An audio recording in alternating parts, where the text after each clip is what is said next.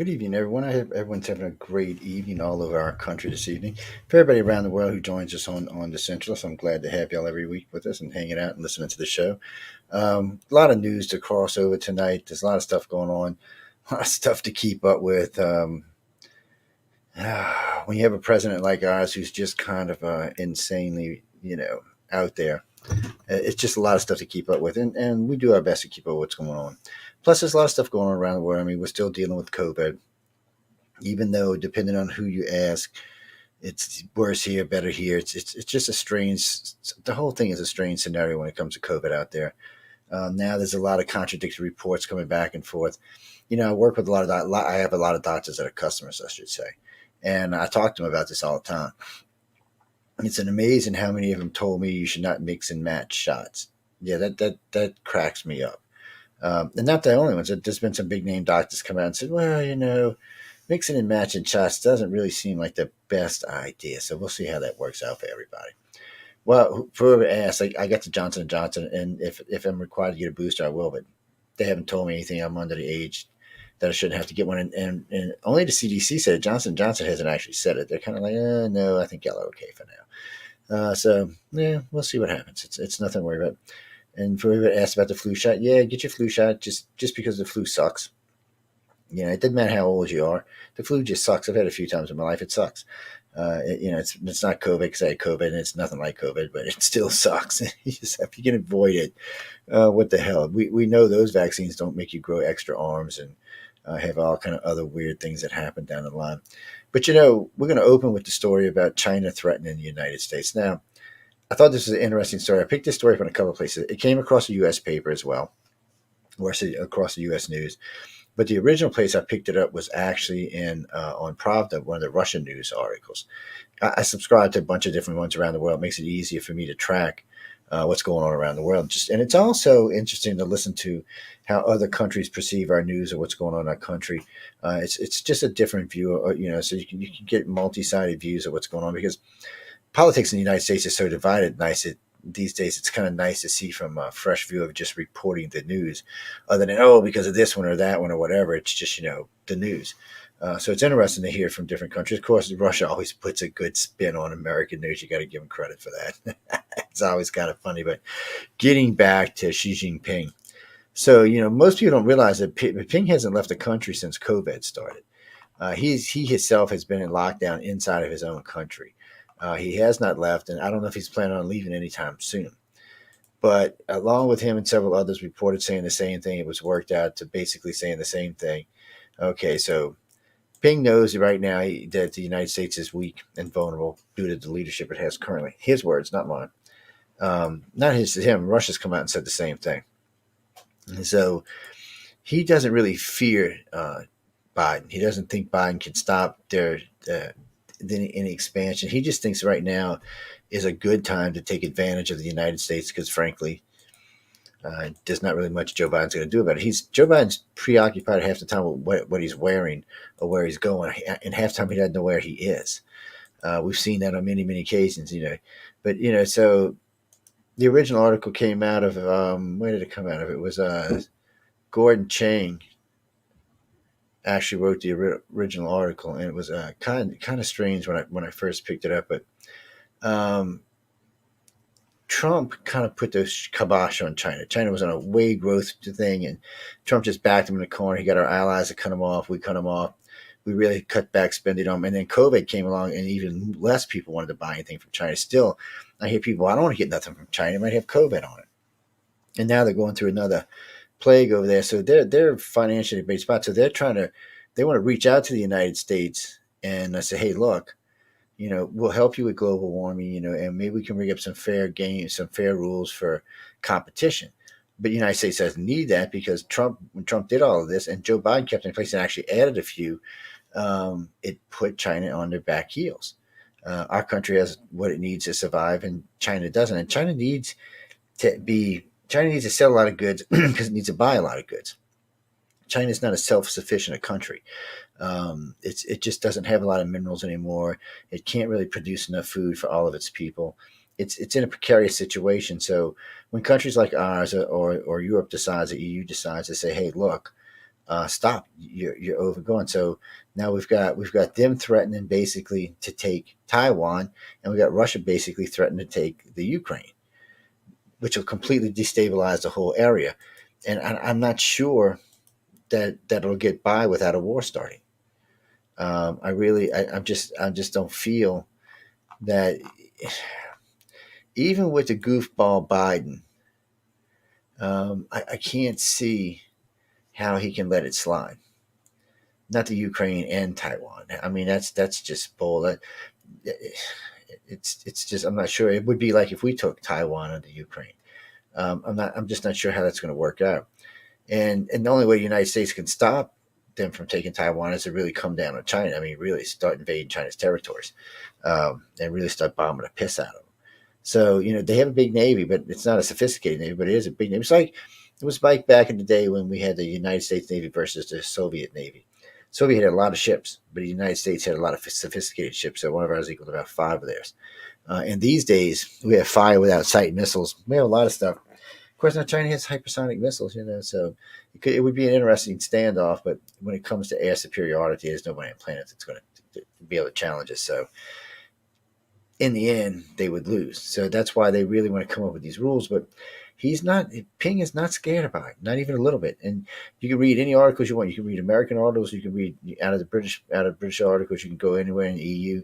You can go to China, or you'd have to subscribe to China in English, but still, you can hear what the world leaders are saying about our leader. See, they didn't like Trump, but they were scared of Trump. Trump was one of them guys that he scared me sometimes. I mean, he might just blow somebody up just for shits and giggles, even though he was trying to end the last war we had going, which was Afghanistan, which was a good idea because, Obama swore he was going to do it, but he never could get around to it. But he did. Obama did get Iraq Iraq under control, so that was a plus. But still, at this point, this thing that Biden did was a joke. I mean, I'm not even sure what the hell he was doing when he left Afghanistan. Left Americans over there, left all kind of equipment over there. I mean, that withdrawal was that reminded me of Vietnam. I mean, Jesus, what was he thinking about? And then he's got this piss poor economy, and then he's got inflation. He's got crazy gas prices. And today I'm listening to him talk about, oh, well, we got our bipartisan bill, and this is going to show America how we can work together. Yeah, okay, you got how many GOP senators on this? 10, 8, 6, I forgot how many it was. It wasn't a lot. And they're catching nothing but flack about it. And it's just, it really looks more like a bill to pay back his good old boy friends, his good old boy billionaires. They're going to be ones that fund or get most of this money. That much is not going to come to us. So it's just kind of one of those things that you got to wonder what the hell. Why is it every time a bill, and they do this intentionally, okay, 5,000 pages, like Obamacare. Nobody was going to read Obamacare. It was 14,000 pages, some ridiculously god amount of pages that even the interns weren't going to read. And then when they would read, they'd find stupid stuff in there like, oh, we want a clause put in so that hospitals can determine if they have to, give care over 70, if maybe they can turn. I mean, this all kinds of bullshit goes in there. It's like the last one, the 3.5 trillion, where the Democrats wanted to include. So originally their bill was going to be, if you use things like Cash App or Vimo or stuff like that or Zelle, any transactions over $600, they were going to monitor because they think that people are drug traffickers and stuff are using it, and they may be. So that was the original bill, but then they decided anyone who was spending over $600 like straight, they should be watching. Well, that's everybody in the United States. Anybody who's got a checking account, that's everybody. I mean, let's just be honest. That's all 300 and something million of us. It's everybody.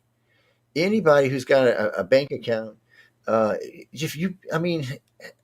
you can't even hardly get rent anywhere. Oh, hey, Jay, let Jay in with us. You can't even hardly get rent for $600. So, I mean, you're going to be paying $600 in rent or $600 in this, but anything over $600, they got to look at your account. Bullshit. The federal government has no right to be messing around in your checking accounts or your business accounts. It's just not their purview unless you're on the audit for something. And they don't have that, because nobody's paying their taxes. No, because you're not managing the money we're giving you correctly is what the freaking problem is. Oh, hey, Amelia, how you doing, cutie? It's just they're just not managing the money correctly. It's a sad state of affair these days. But anyway, so hey, Jay, how you doing, man? I'm ranting and raving about about the government getting our bank accounts. Yeah, I'm doing all right.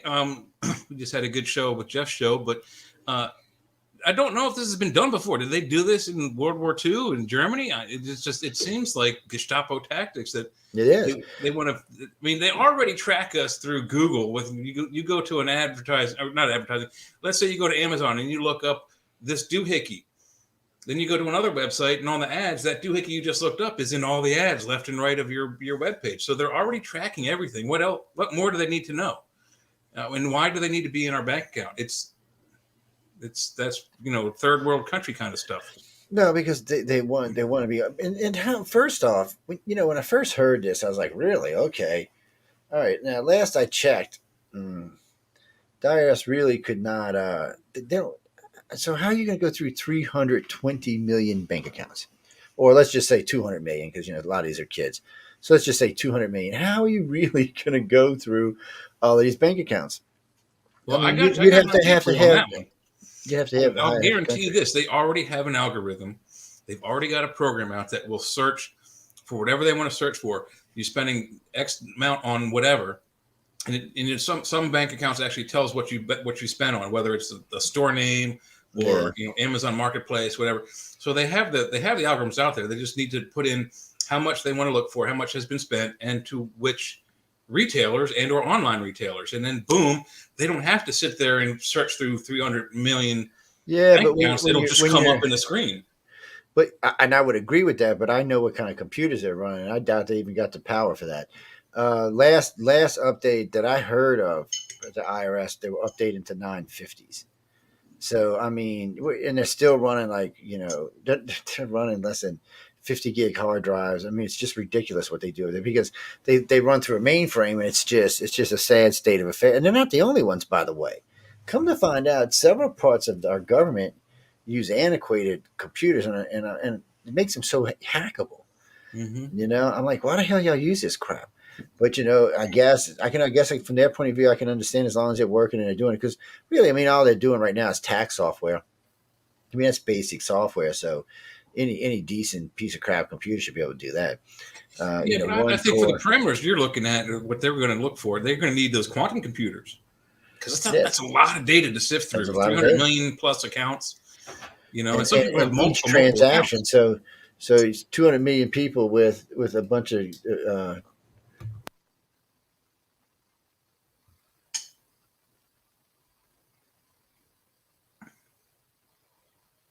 Sorry, I got zapped by lightning, man. It's so the average person who does transactions over $600. Well, I can say I make several of them in a month. So between this bill or that bill or insurance or house notes or light bills or whatever, purchases. So I mean, if you do that times everybody, so that's a billion transactions you're going to be looking at. I don't know. It's going to be a hard time, and then it's going to be a mess because they're going to get it and then they're going to screw it up, and then so let's say that they can get them. Then how are they going to prosecute them all? You Yeah, would have to hire they're a already third of the overrun. country. Yeah, but you'd have to hire a third of the country just to prosecute them all.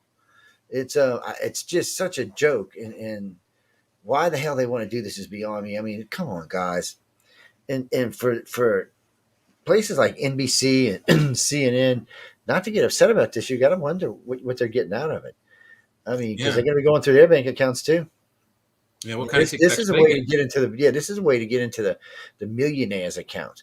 Oh, well, look what Jeff Bezos spent it on this week.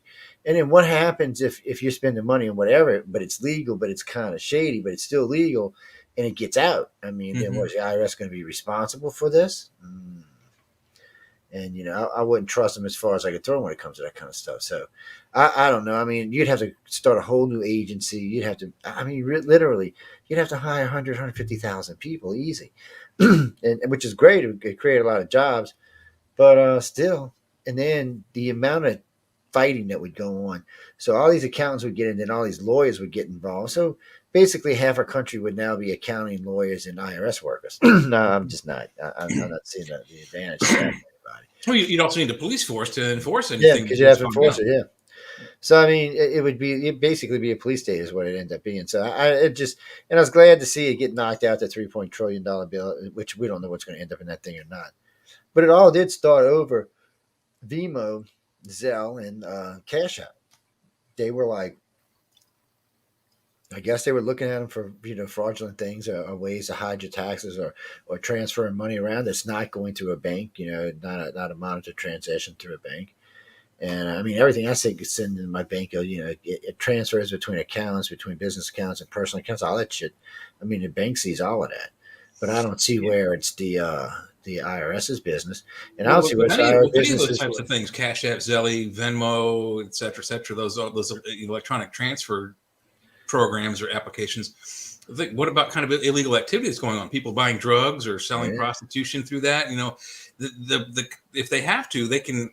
They all they need is a warrant, and they can look at one or both persons' accounts, and catch you for buying or selling drugs. But Or see, that's what this is about, to go past a warrant, so you don't have to. I remember when Louisiana, Mississippi, and Texas kind of screwed with your Miranda rights by saying, okay, a cop, if he has probable cause, he does not have to have a warrant. that's correct. Yeah, so they did that, and now there's been tons of lawsuits over it because they're saying in a lot of cases there wasn't probable cause, but because the cop knew something was fishy going on, he acted like there was probable cause, and a lot of them get challenged in court, and a lot of them get thrown out. And and I can understand why they don't want to wait for the warrant, because by then you could get rid of the drugs, get rid of the money, get whatever the hell it is, get rid of it. But still, and again, it's like the roadblock thing. So the Supreme Court ruled that roadblocks are unconstitutional. So the way they got around this, and for some reason nobody's challenged it, is different states have different little soft points. Like Mississippi has to put it in a newspaper 3 days before a roadblock. Okay, they don't tell you where in the paper, they just wherever they put it. Louisiana only has to put it on the radio 1 hour before a roadblock. And it could be some obscure radio station that nobody freaking listens to. And they don't tell you where, so it's not like you just have to randomly catch it. So it's those are bullshit things. And anytime, ladies and gentlemen, you get stopped in a roadblock, they're assuming you're guilty until you prove yourself innocent. And what I mean by that is you either got to show them your driver's license, so you got a legitimate driver's license, or look at them so that they can see that you're coherent and that you're not on pot or you're not on alcohol. Yeah, we talked about this last show. My roommate and I were going. I don't remember where we were heading north, and we were in North or South Carolina, and we didn't know there was a roadblock. We didn't get off the highway because we were trying to avoid anything. We got off the highway because we were hungry, and we were at this time we were adventure explorers. We like almost every weekend we would just go somewhere in Georgia, and just find a campsite and just spend the weekend there and check the area out. So we were in North Carolina, and we were hungry. We had to go to the bathroom.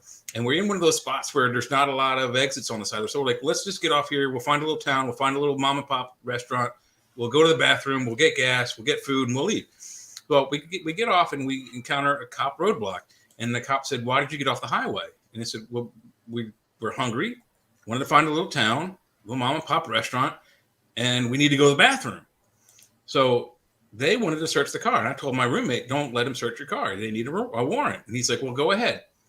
So they wouldn't let us watch. They pulled us far away from the car. I'm like, you can't do this. We can observe you looking through the car. Because you can't. So I moved up and watched this one police officer reach in to my friend's golf bag, pulled his golf spikes out, and pulled a piece of grass, actual lawn, golf grass off of his spikes, and goes, "Look, it's marijuana." Who the hell keeps marijuana on their golf spike? And not even that. It wasn't even enough to even make a single bong hit versus a joint. So they took us to the local constabulary where he was fined for possession of marijuana. But because of the fact it was so small and not testable, he only had to pay a fine. And we spent about the better part of 4 hours waiting for the court thing to go through. And it was just BS for this little town, for this cops to get their money to afford their police lifestyle. The cops, their car cars and their guns and gas and whatever. It was BS. Yeah, don't ever drive through Wichita, Texas. First thing you see when you hit through the interstate in Wichita, Texas, all the billboards say, if you've been stopped for possession of marijuana, because Colorado's right up the road, and they will stop you. They stopped us. They stopped us for doing. He said, "Well, you're doing 76." I'm like, "Don't y'all get 5 miles over?" He said, "Oh, no." He said, "But it was just a courtesy ticket." I said, "No, you stopped me because I had New York plates on the car. I knew why he stopped me. I'm in Wichita, Texas." And he said something about, he said something else. And then we got to talking, and I flipped over my license. He said, "Well, you're from Louisiana." I said, "Yeah, this is just a rental." Oh, and his whole attitude changed, dude. He was like, "Oh, well, wait a minute now. Y'all cousins and stuff." And he said, "Go on." But the point being is, I know two other people who came through there. They had bought some pot in Colorado, got stopped for the same thing. That's what he was going to do to us. He was going to want to search the vehicle, but once he found out I was from Louisiana, he just kind of blew it off. Because unfortunately for me, I don't look like a pothead, whether I am or not. Doesn't matter. I just don't look like one. So he's like, yeah, but and then I got his ass in trouble because I found out we never went over 75 miles an hour. I got GPS on it, so. But anyway, Joe was coming through and he tells me, he said, yeah, they stopped. It's not far from where you told me he stopped, and right there before the rest area where they can put you in the rest area.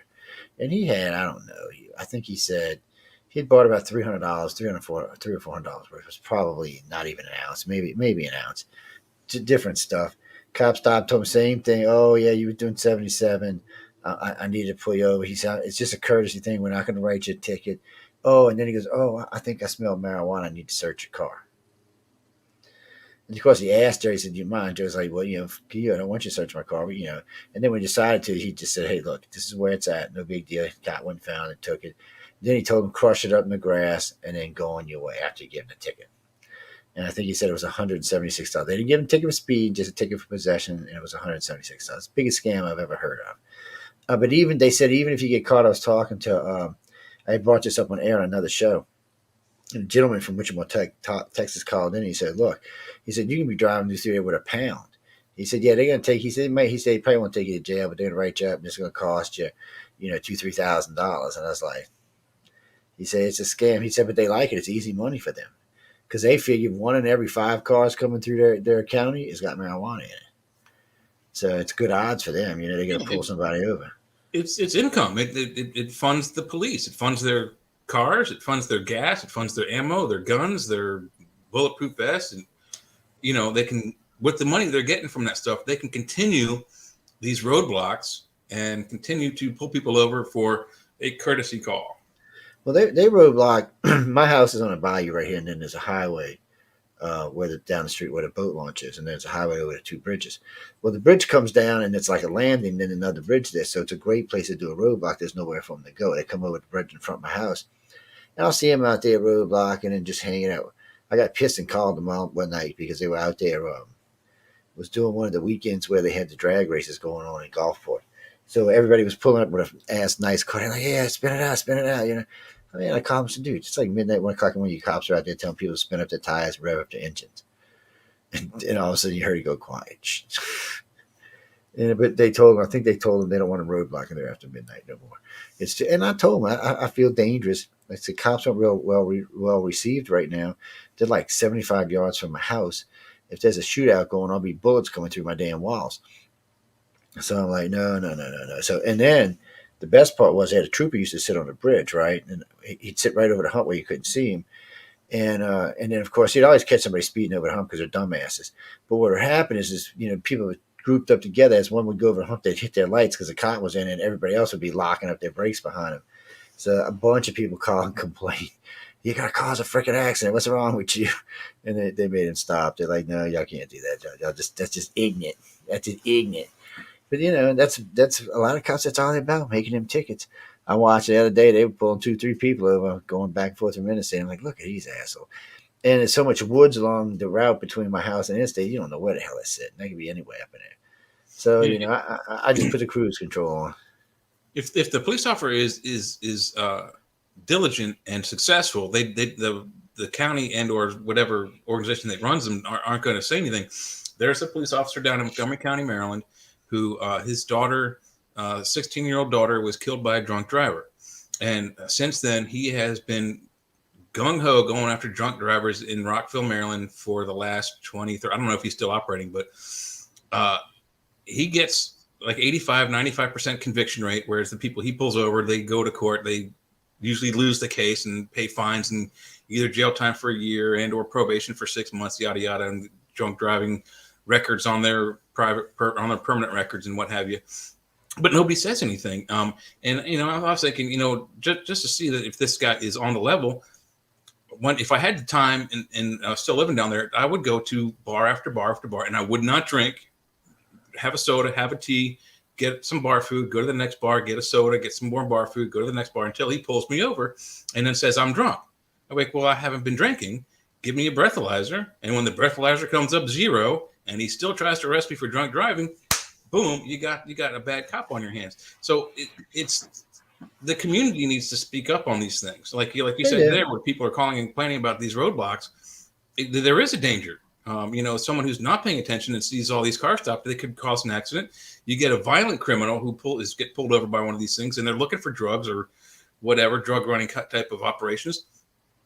You don't know if these criminals are going to get violent, and if they do, who are they going to shoot at first? The cops. And where are the cops? Right in front of your house.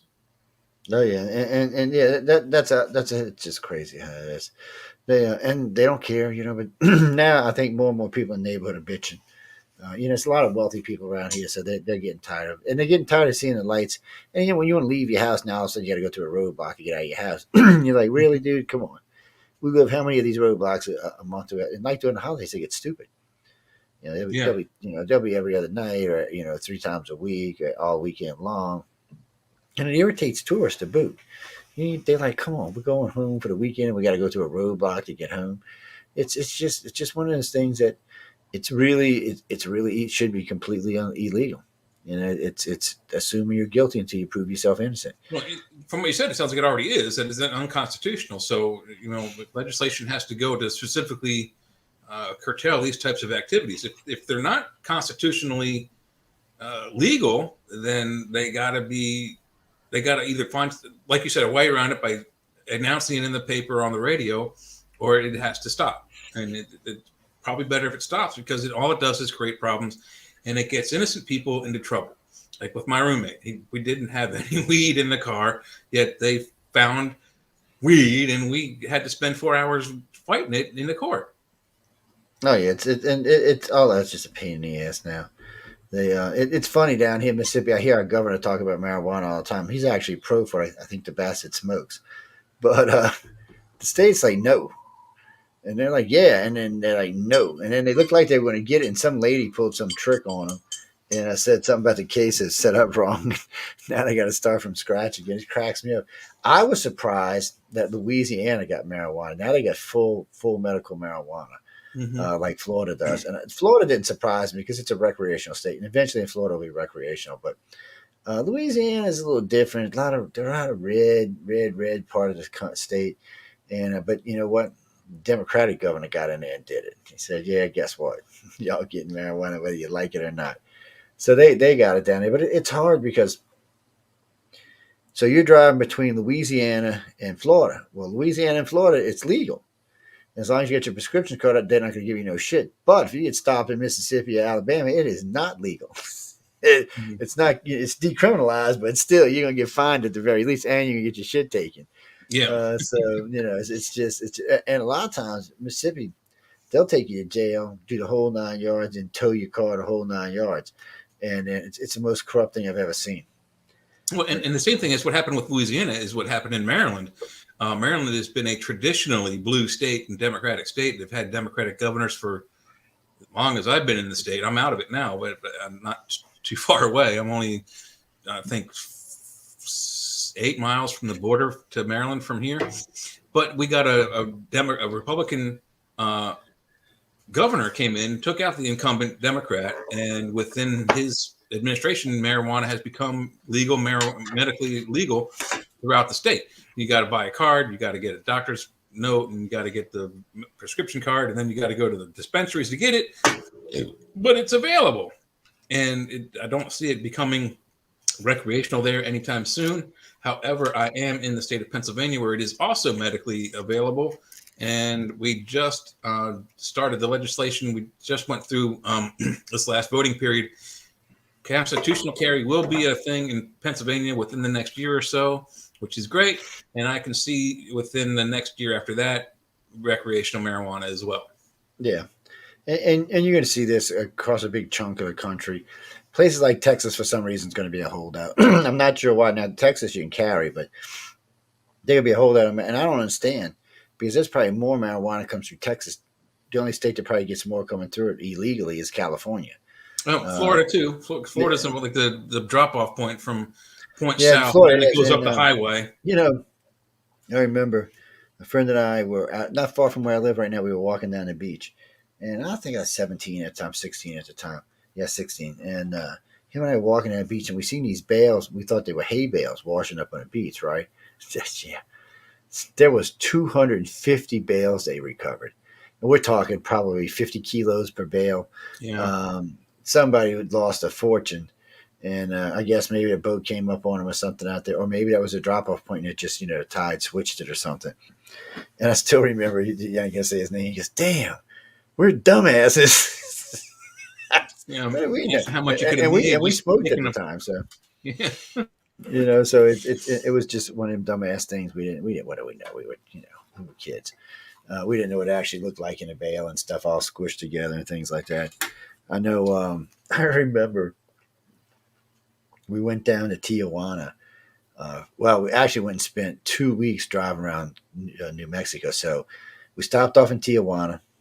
I rented a 70. What was it? A 83 Trans Am, black and gold, just like Smokey and the Bandits. Smoking the Bandit. Yeah. And yeah, so I rented it, and we loaded up with T-tops the whole 9 yards, and three of us got in it, and we had a bunch of money on us, and we said, because Pete was his stay was in the Hilton family. They were Hiltons, and he said, I wanted you to go around here. He said it's so beautiful down the peninsula side of the Mexico, because I've been down the Gulf side before, like Cancun and places like that, and I was like, well, yeah, I'll go.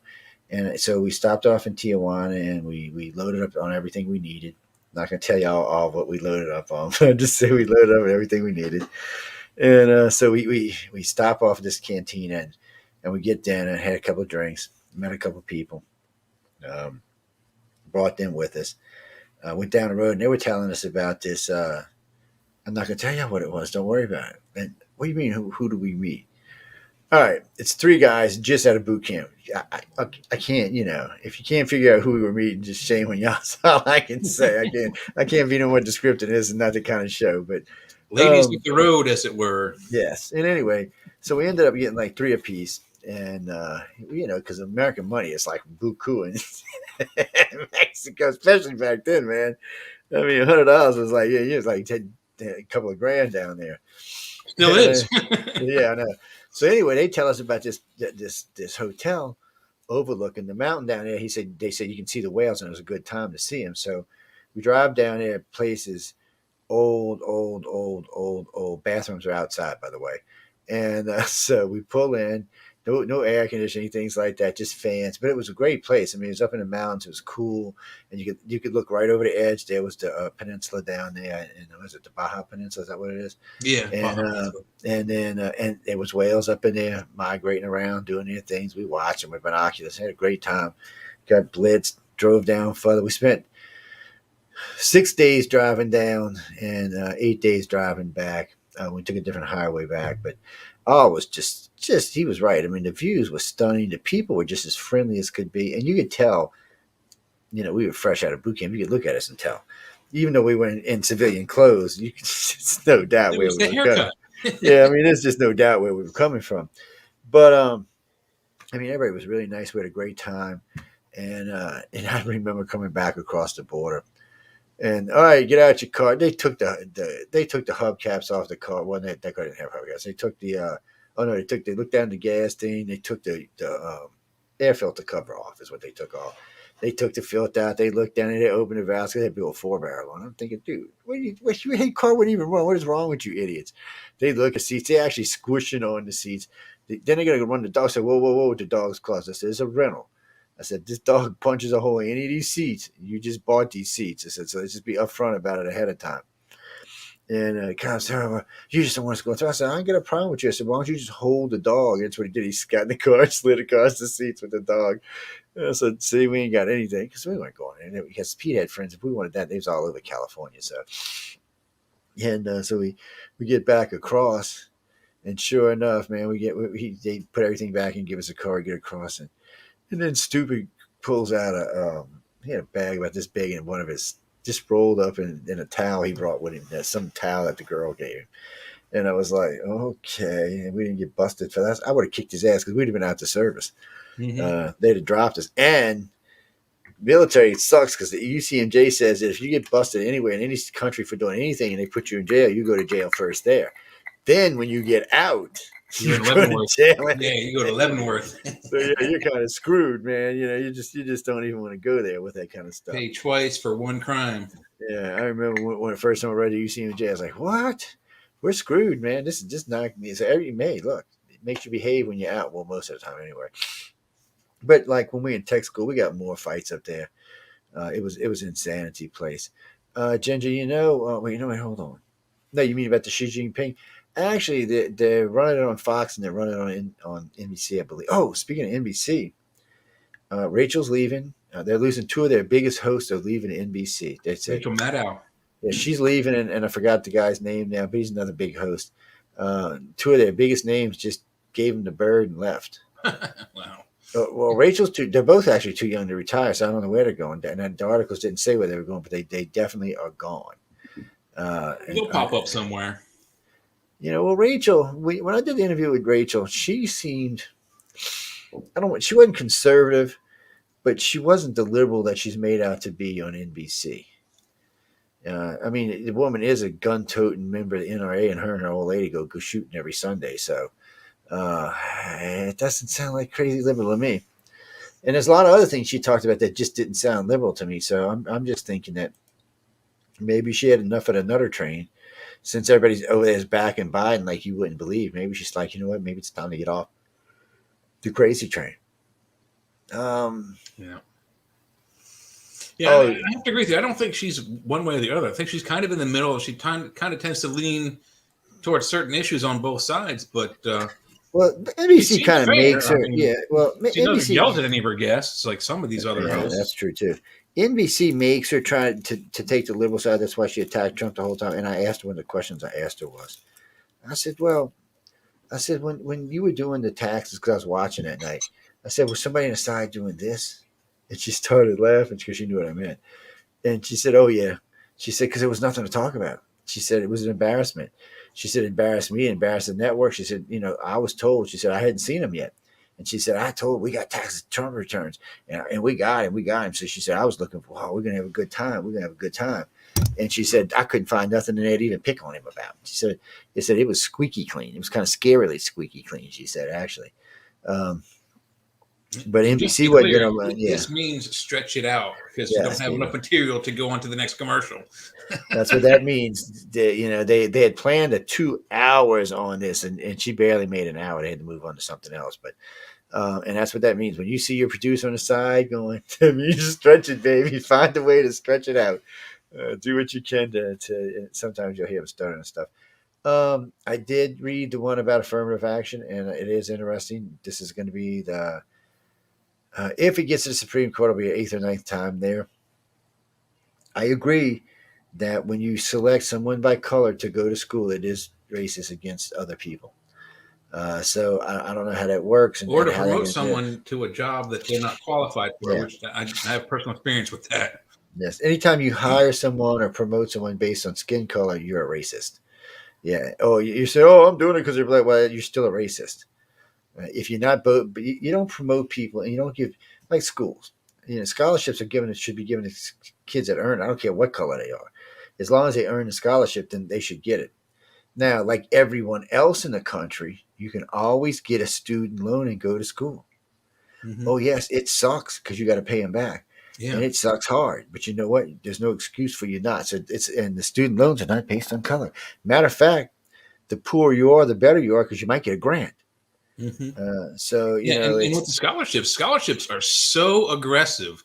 You have to be highly ambitious, extremely good, especially if it's a sports scholarship. You've got to be good at your sport. You've got to have ambition, and you've got to write several papers throughout the scholarship, winning process. You may not get it the first time. You may not get it the third time or second time, but maybe the third time. It's cutthroat. I mean, it's so bad that people actually get into fights trying to win scholarships for whatever it is, whether it's academia or, sports type scholarships. Sorry, I started talking. The damn thing was off. That's a problem, And so when you give someone a scholarship based on skin color, it just shows you're racist. And X amount of on gender. On gender, yes, based as well. On genders. Quite a few colleges every year give scholarships based on gender and color. color, gender, the whole 9 yards. So, and now they want to start giving them based on your sexual orientation. So this is what's happening. So these people are all getting scholarships not based on their grades or not based on the fact that they're going to be contributing members of society. Yeah. It's based on these things where you have actually legitimate people back here that are going to contribute to society and now being pushed to the wayside. So who are we screwing? We're only screwing ourselves. I have no problem with it. Anybody who wants to go to college should be able to go to college. Let's just be honest about it. And in this country, you can. So yeah, you may have to pay for it. You may have to pay it back, but you can go. Of course, you can always default, and 7 years later they'll take it off your record, even though it'll still be there when the Fed can get your money. But still, Yeah, but with the amount of money this country makes, we should be able to provide free college across the board.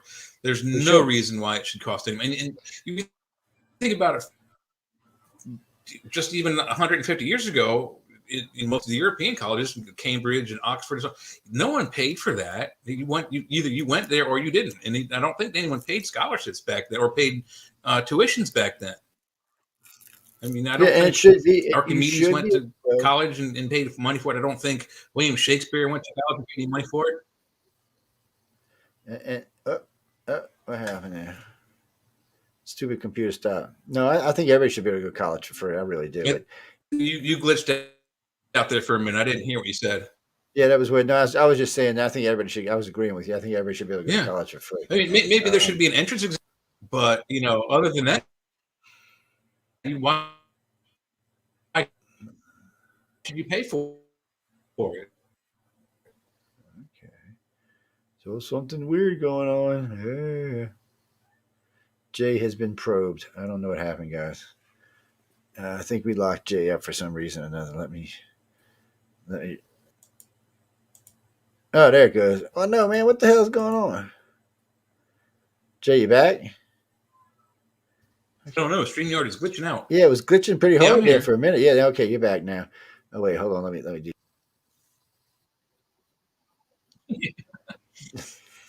And you're not. I'm back. Okay, people, we don't know what exactly is going on around here, but this is weird. So, but getting back to the affirmative action thing, look, affirmative action was needed 50 years ago. It was needed 20 years ago. It's not needed today. It is really not needed today. And anybody can get in college for any reason they want to. And they shouldn't get in college based on their skin color or their sexual orientation. They should get into college like everybody else has to do by grades. And if you don't have the grades to get you in for free, then if you're poor enough, you can get a grant. And if you're in between, you can get a loan. But there's no reason not to go to college. That's the bitch part. There's just in this country, you can go to college. So I don't know why we have to have this.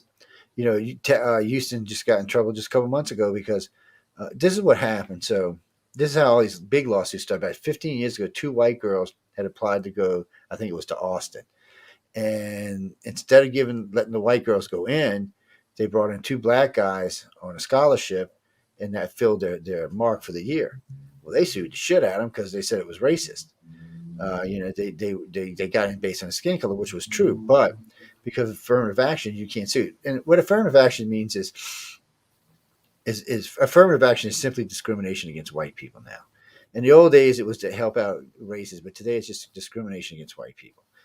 And that's all it is because way affirmative action. It was originally used to stop discrimination against other races, but it's gone the other direction. Yeah, because now it's so like BETV or Black Entertainment Network or things like that. You can't have any white entertainment networks. That would be considered no bad thing. And anytime you have to use color in anything like black entertainment, just suggests that you're racist. And if you hire majority black employees, you're racist.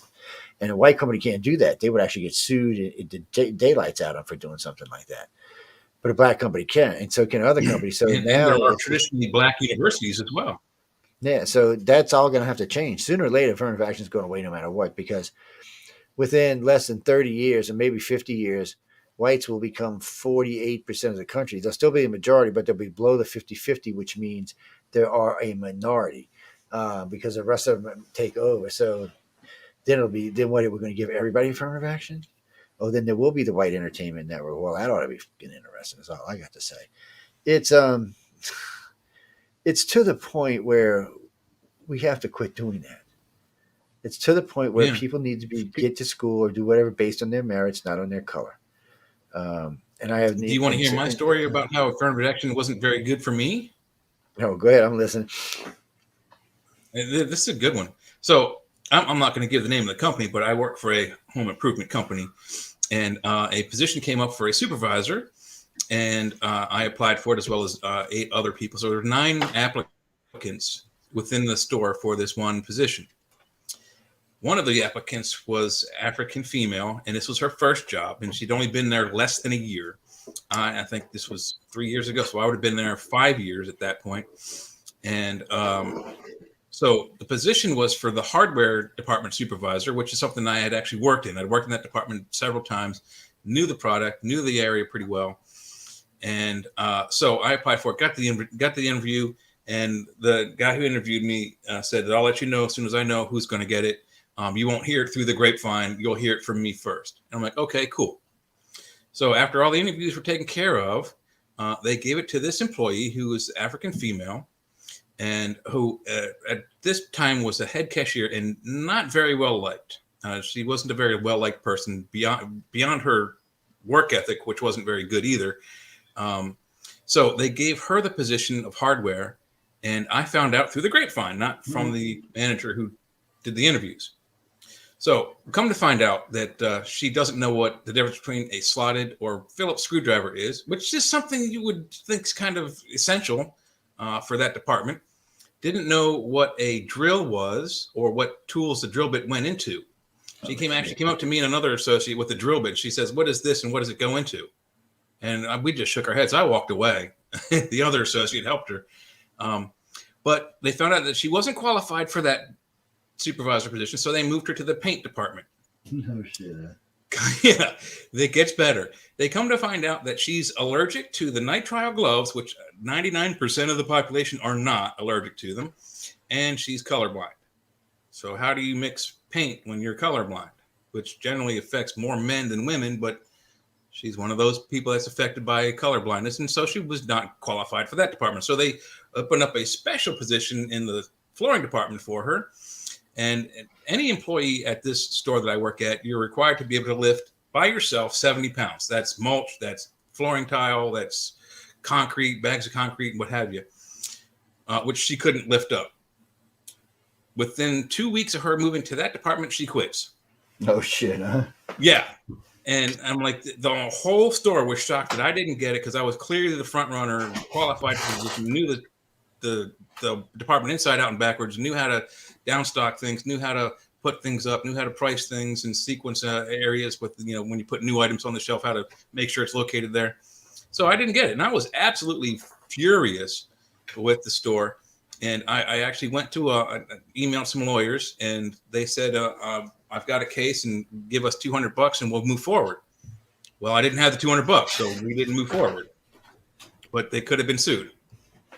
Oh yeah, they could have been sued. And you know what? They don't, because they just expect you not to do it. They expect you not to sue. They expect you not to do any of that stuff. Yeah. Oh, they just do. And, and I understood when we needed all of this. I mean, I grew up in New Orleans, so, but it's different now. Somebody said the other day, well, you grew up in New Orleans when they had white mayors. I said, I grew up in New Orleans, yes, when they had white mayors. And I said, I also grew up in New Orleans when they had black mayors. And I said, and actually, since the first black mayor took over, there hasn't been a white mayor since. I said, that was it. That was the last one. I said, so pretty much. And I said, the city is black controlled. I said, so I don't see where affirmative action is even remotely fair in that city. How can you do that when the population is already controlling the city? So it just kind of puts things on an unlevel playing field.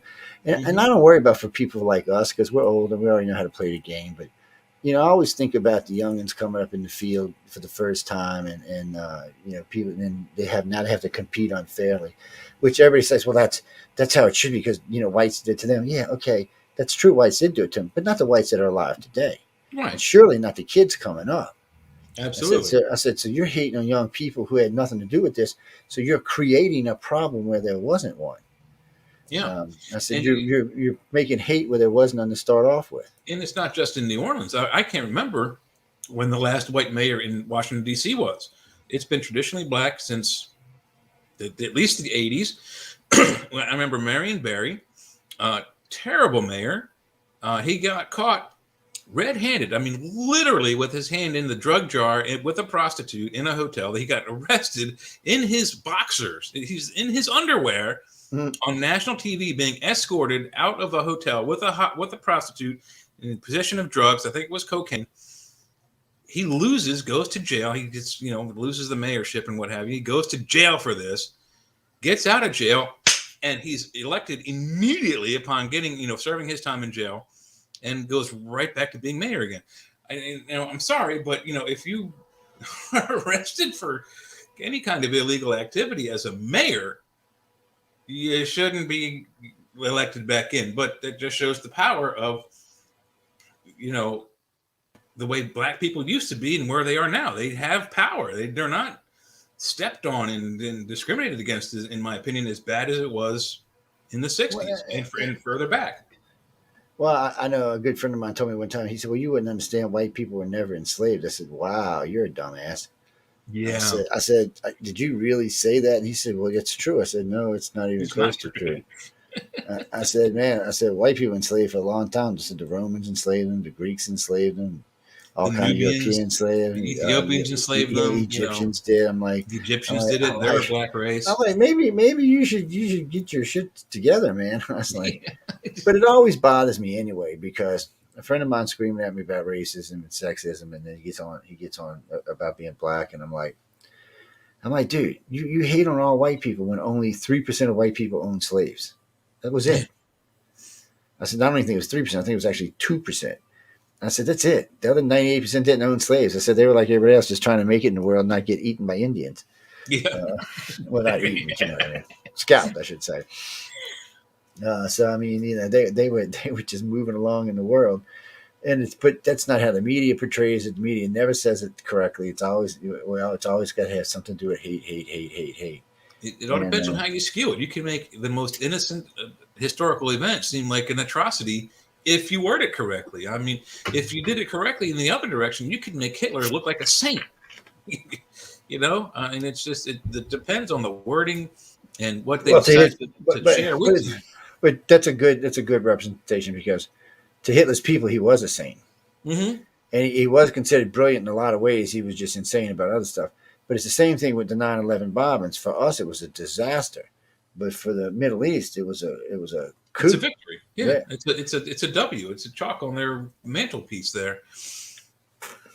So it's all in the way you view it. I don't know. It's just time for change in America. And I tell people all the time, you can't have true equality when you have affirmative action in the way. It's just not going to work. And I said, sooner or later, everybody's going to get pissed about it. And somebody said, does it affect me? I said, it doesn't affect me as much as it does young people coming up. And I said, I own my own business. I said, so I'm not competing with people. And I said, and it's besides that, I said, I have black friends, I have black employees, I have black subcontractors. I said, it's a little different. I have black hosts. I said, it's a little different world for me. I don't really look at it. I said, for me, I don't look at people by skin color. I just judge you if you're an asshole, if you're not. I said, you'll never hear me judge anybody by skin color, because it's not how I'm going to be, or by sex. I judge you by the way you act. I always judge people by their actions. And it's the way people should be judged. Actions speak louder than words. I mean, it should be that way around the planet. But if you watch one of these news shows, man, that's all they talk about, race nonstop. Well, and there's other things that they should talk about that they don't. I don't think everyone alive today remembers World War II. I don't remember World War II. I wasn't alive, but I remember the history. And I'll bet you dimes to dollars, Joe, that there's a lot of people out there that do not know Volkswagen, the company Volkswagen that makes cars that people love. He put that through during World War II. There would not be a Volkswagen company today if Hitler hadn't made that law where they made a vehicle for every one of their population. Yeah, people's car, man. And you know what? They were tough and dependable. The Volkswagen means people's wagon or people's car in German. And it started during Nazi Germany. And I bet you there's a lot of Jewish people who, because of that, will never buy a Volkswagen due to the Holocaust. But I'll bet you there are some relatively young, historically uneducated Jews that are buying Volkswagens and don't realize Hitler Oh yeah, started it that their great ancestors were the ones making the cars. and Um, dying for them. yes. Oh yes. It was a hard time. It was a crazy time, Hmm. and that was a different kind of racism there. Somebody asked me the other day, "Who are you racist against?" I said, "Oh, I hate them effing Italians, man." I said they stink. They're funny looking. And the guy said, "Really, you really hate Italians?" I said, "Yeah, I can't stand them." And he's like, "Well, why do you hate Italians?" I said, "I don't know. I just hate them." And he said, "Well, isn't your last name Montaldo?" And I started laughing. I said, "Yeah." He said, "Well, you don't really hate them, then, do you?" I said, "No." I said, "I got Spanish and Italian ancestors." I said, "I love them both." I said, "But I said, I don't dislike anybody." I said, "Again, I said, I don't judge you by your species or by your culture. I judge you by the way you act." I got a lot of friends, and all of them I met the same way. I judge them by the way they act. I got a lot of people I keep at arm's distance because they're idiots or idiotics or whatever you want to call them. But and then somebody said we should keep your enemies close to my ass. I keep my enemies as far away as I can keep them bitches from me. San Soon was wrong about that one. I hate to tell y'all. That was back in the day when you had like two enemies. Today, when you got 50,000, it's a whole different ball game, man. It's a whole thing. Now, what is that?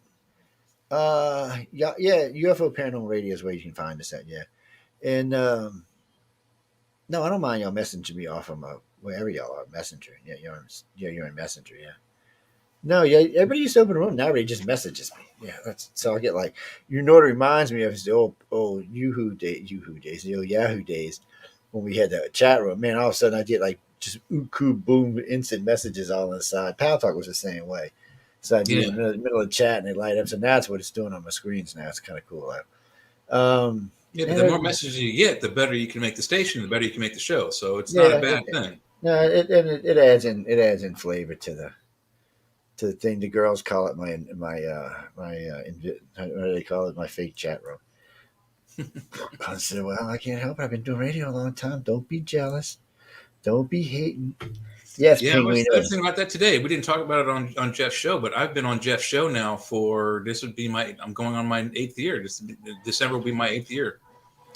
So, the coming collapse of China says China believes it can push the U.S. around because of the incoherence with inside the Biden administration.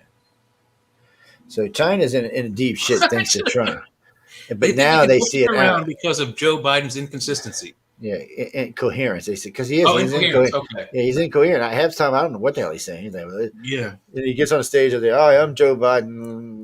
Yeah, and that's right, and yeah, and he was the famous Negro ever, and then and then he goes on, and you have to wait because he's talking about a baseball player.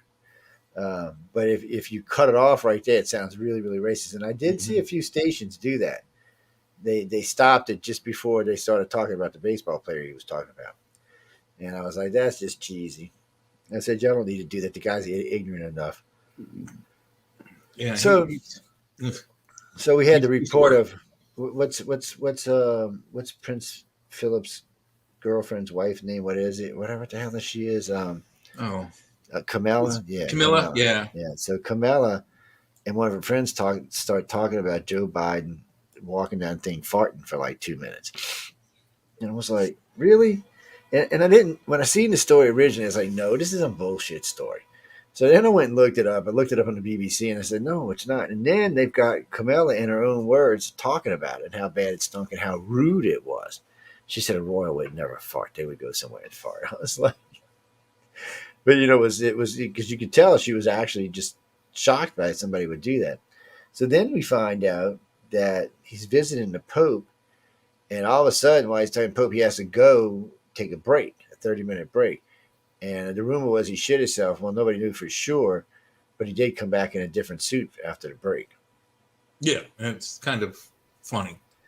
So I don't know. I mean, we got a president that can't even control his bowels. How's he going to control the military? I mean, dude, I hate to pick on you, Biden, but you just get worse every day. I'm just scared that you might wake up one morning and hit the nuclear button by accident. Oh, what's that, Will? Look at Well, the fortunately, flag. there are checks and balances on that. He can't just go click. That's because they're all throughout their 80s. People, particularly our enemies, were scared to death of Reagan actually going, "What's this button?" and launching nukes. it can't happen that way. There are several things he's got to go through to even get the missiles armed and ready to launch. And several of those things is actually going through another human being, a general, an admiral, et cetera, to get the weapons at least A, armed, and then B, before he launches, he has to give a code to a general who gives another code to a guy at the missile launching center who punches into a computer who then says fire, and then it goes. It's not just push a button and it happens. There's a more involved process. Yeah, there's a little bit more involved process. It's gotten a little more complicated over the years, but on certain events, the president can override all of that, like an immediate attack, like 9/11. If that would have been a nuclear attack, he could have skipped all of that. He could have sent the codes directly to the subs, and they could have fired right on the spot. So there is a way around it, but it has to be under certain situations. There's a way he can bypass Congress, but it really has to be a tough thing. But who knows? I mean, because the generals aren't going to just do it without a reason. Well, I don't know. They might. They're insane. You never know who's in charge anymore. Well, and I don't know how it works through that system, but I do know on naval vessels, non-nuclear devices that they have to launch, whether it's a torpedo or a missile or a torpedo launch missile, when the captain says fire, he doesn't just say fire. He goes fire, fire, fire. And when they say it 3 times in a row, that tells the guy at the fire control board, he's serious. But if he just says fire the missiles, they don't do it. They've got to go. They have all these protocols, and on the naval boats, it's fire, fire, fire. Then the missile control guy hits the button and launches whatever has been ordered into either the torpedo tube or the vertical tube. I like when they tell you fire at will. That's more fun. Yeah. Well, then when they do that, it's also fire at will, fire at will, fire at will. They don't just say fire at will and then it goes off. It is. And there are a lot of protocols, like on a bridge of a carrier. I was really lucky growing up because when I got my clearances and all, but I remember when I first got on a Nimitz, right? We landed on board. I flew in on a F6 a Corsair is what I flew in on, A72 Corsair or A7E Corsair, cool. Which is a 2-seater. So there's a bombing plane. It's not supersonic. It only does about 650. This bitch, I swear, felt like it was going to rattle apart. But anyway. Giant tank in the air. So we land, in a carrier. Pretty cool. Really good pilot. So we get out, and my commander's there to meet me. We got the crew together and we're talking. He said, your commander from the base said that I should immediately put you on deck duty and give you your own squadron to take care of it. I was like, really? And he said, yeah. He said, you were just really good at the stop and go, because we had to go to Bombardary before we went to there. I got lucky. So I actually got duty time before I got on the carrier. And they really liked me. So I said, sure. So they gave me a F-18 squadron. Just brand new to take care of it. Now don't get me wrong, I worked on a lot of other jets, but that was my primary squadron. So originally I was attached to what they called the River Rattlers, which was an A-72 Corsair squadron out of Belichase, which I've always stayed attached to when I was on board the ship. But the one I was in charge of taking care of was that. So then they made me a plane captain, which means I was in charge of the entire effing deck. Even the pilots had to listen to me because that was my deck. You didn't give a shit. You outraged me or not. You were on my deck. You did what I said. And if you didn't, your ass was in a world of shit. And I'd be out there on the deck, walking around like a peacock, man. Do this, do this, do this. And I had my guys so well trained. We were launching planes. The captain, I got accommodation. We were getting planes off the deck so fast. He was amazed. He said, how in the hell? He said, I've been a captain a long time, and we do a lot of this flight. He said, you've increased your flight time by 10 seconds. He said, shaving off a second is like a miracle. He said, how the hell? And I said, they motivated. And I said, our guys know exactly what to be, exactly what to do. And I said, our hand signals are real well. They're very clear. Because you can't hear anything on a deck. You get your head, your ear gears on, because there's nothing you can hear. It's just roaring all the time. There's jets engines going on, huffers running. And ladies and gentlemen, the huffers are the thing you stick inside the plane to turn the turbines to start the jet up. And it's all you heard. So it's all hand signals. And, so I get out there. Then I get the jet set. And you'd see me. I was the guy that would salute the pilot and then duck. That was the final stage of letting him release. Because when I saluted him, he thrusted up. When I ducked, the guy let go of the catapult. And away that bastard went. Yeah. And so we had cut out the hand signals on that, because as soon as that was a told him, I said, as soon as you see me squat and clear that wings, you just launch. Don't wait for me. And boom, boom, boom, boom. That knocked off about 2 seconds. There's a couple places we just shaved it off. And so I actually got 2 combinations for that. and it was a lot of fun on the deck. It was scary as shit. I ain't gonna lie to you, but and none of our crew ever got hurt, but I seen a lot of people get hurt. I seen one plane. I don't know what happened.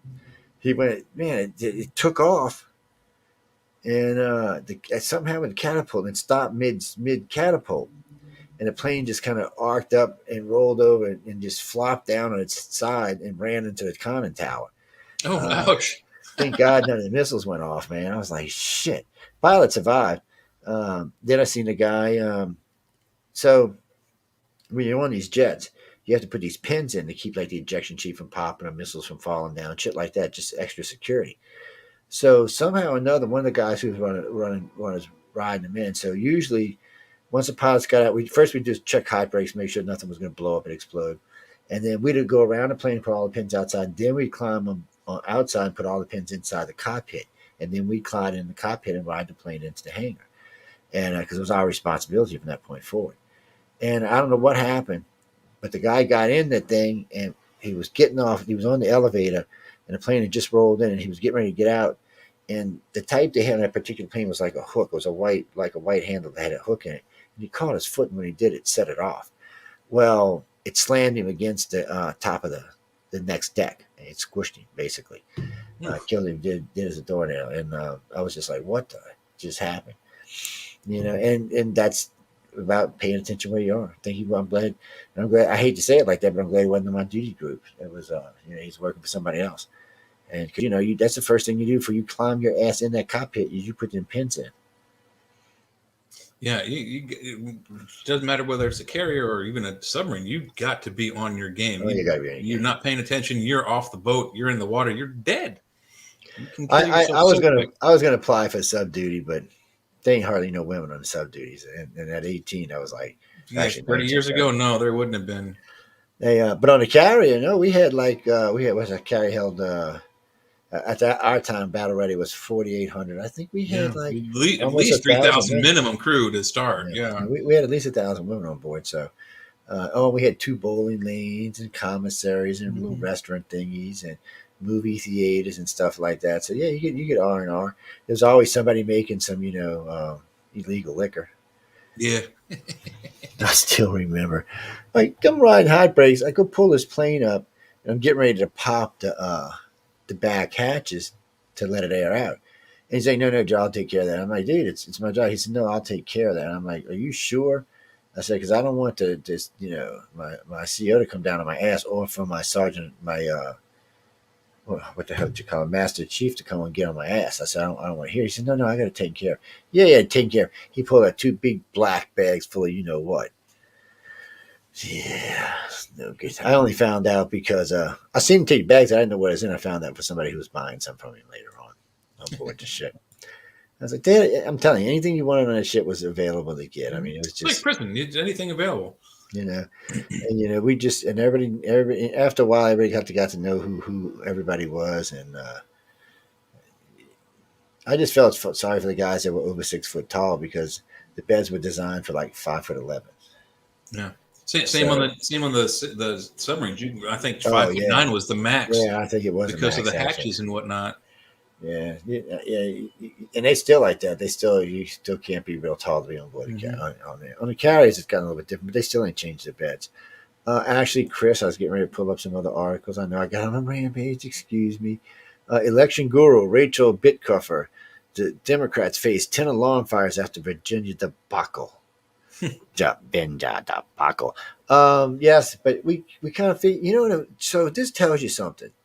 This should tell the Democrats something. So they brought Joe Biden, they brought Kamala Harris, and they brought Barack Hussein Obama, and still the dude lost and lost pretty. That wasn't even that close. I mean, it was close, but it wasn't that close. The one in New Jersey was extremely close, and they didn't win the governorship, but they took over the House Senate or the House. Well, they took over one party at the House. So that's telling Democrats right there. Out of the four races, the Republicans won three of them. Ooh, that's scary, guys, coming in 2022. And I know I keep hearing them. Oh, the stimulus package it's bipartisan. It's going to change. Well, no, it's not going to do shit for us. Yeah. Inflation's going up. People, we're not even giving a shit about it. I keep hearing news. Oh, it's because his poll numbers are going. No, they're not. Inflation's getting ready to go up to 16%. Even Yeltsin's like about to have a heart attack. Kamala even had to admit that it's getting bad. That's like a record. They're talking about gas where I live, and I live in a deep south where gas is usually cheap. We're looking at 4.50. So that means if you live in New York, you're looking like $9, maybe 10. Yep. Pittsburgh probably about 8. The Uh, closer you are to water, the cheaper the gas is. It's in Savannah, Georgia. They have it's where Exxon has a huge facility where they bring their gas in and refine it before it goes up to gas stations. Same with Louisiana. You got a huge port. The gas comes in. yeah, You but know, what? the crude stuff comes in. It's processed down there and moves up into the country. The further away you are from water, the more and more your gas becomes. That's like New Orleans is 20 minutes from 5 of the largest refineries in the country, and that's like if you live in Houston, you're Mm-hmm. only about 30 minutes from 6 of the largest refineries in the country. So, I mean, and some of them refineries outside of Houston in Clearwater are the size of cities, man. I mean, they're ridiculously big. So yeah, so you get cheaper gas there. I mean, when Trump was in office, we got gas. Gas actually got down to 89 cents a gallon down here. That's what it Eighty was nine when I cents. started driving in the 80s. It was Yeah. 89 cents a gallon. Yeah, when I started driving, it was I think it was 47 cents a gallon. Cigarettes were 23 cents a pack, and gasoline was 47 cents a gallon, and Cokes were I think 20 cents. Mm-hmm. Uh, I was like, man, and then all of a sudden they were quarter. I'm like, what do you mean quarter? Man, that's bullshit, quarter. Yeah. Yeah, and now they're like $3. I'm like, yeah, okay. And y'all don't think there's inflation, right, people?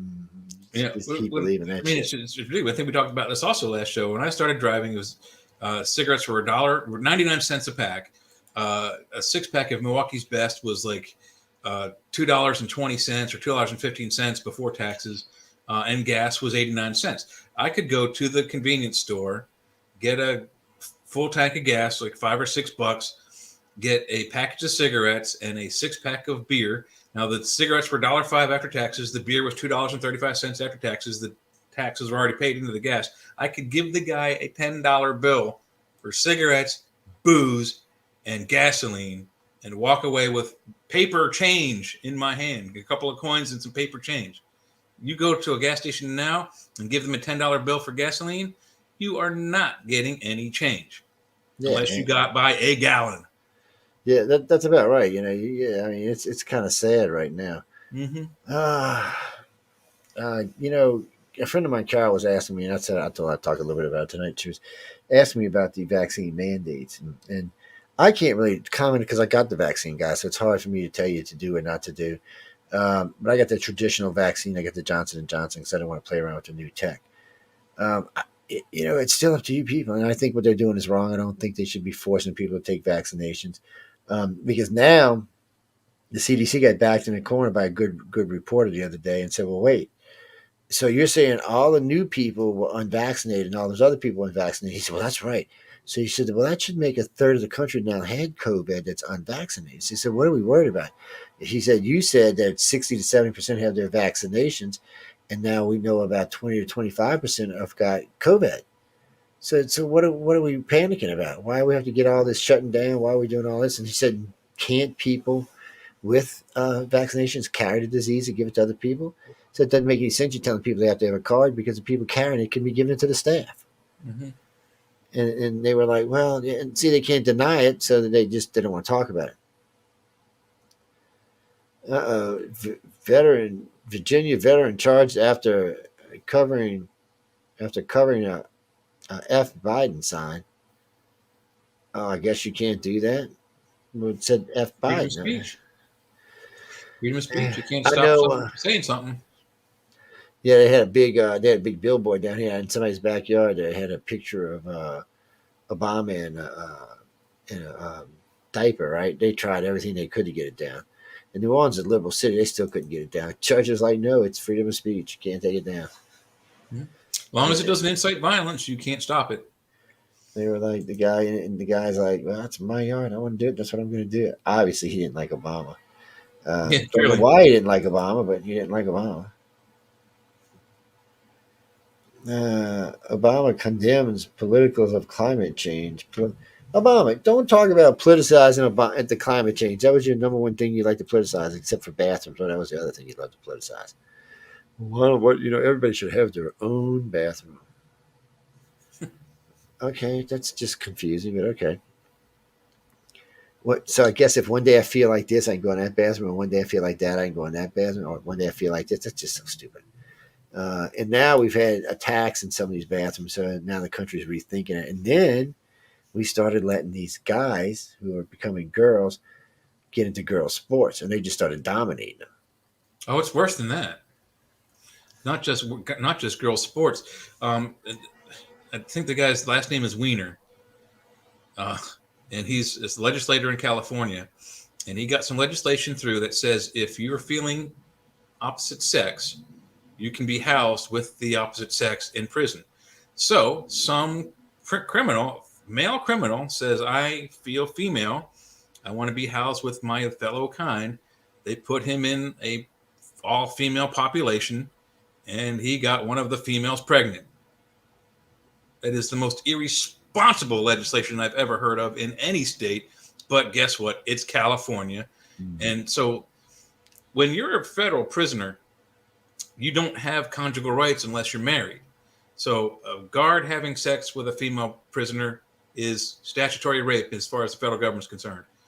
A prisoner having sex with another prisoner, whether they're the same sex or the opposite sex, is statutory rape in the eyes of the federal government. So both of these prisoners are being charged with federal rape, statutory rape charges, and the girl's pregnant. She's going to have a child in prison because of this irresponsible legislation that California got across.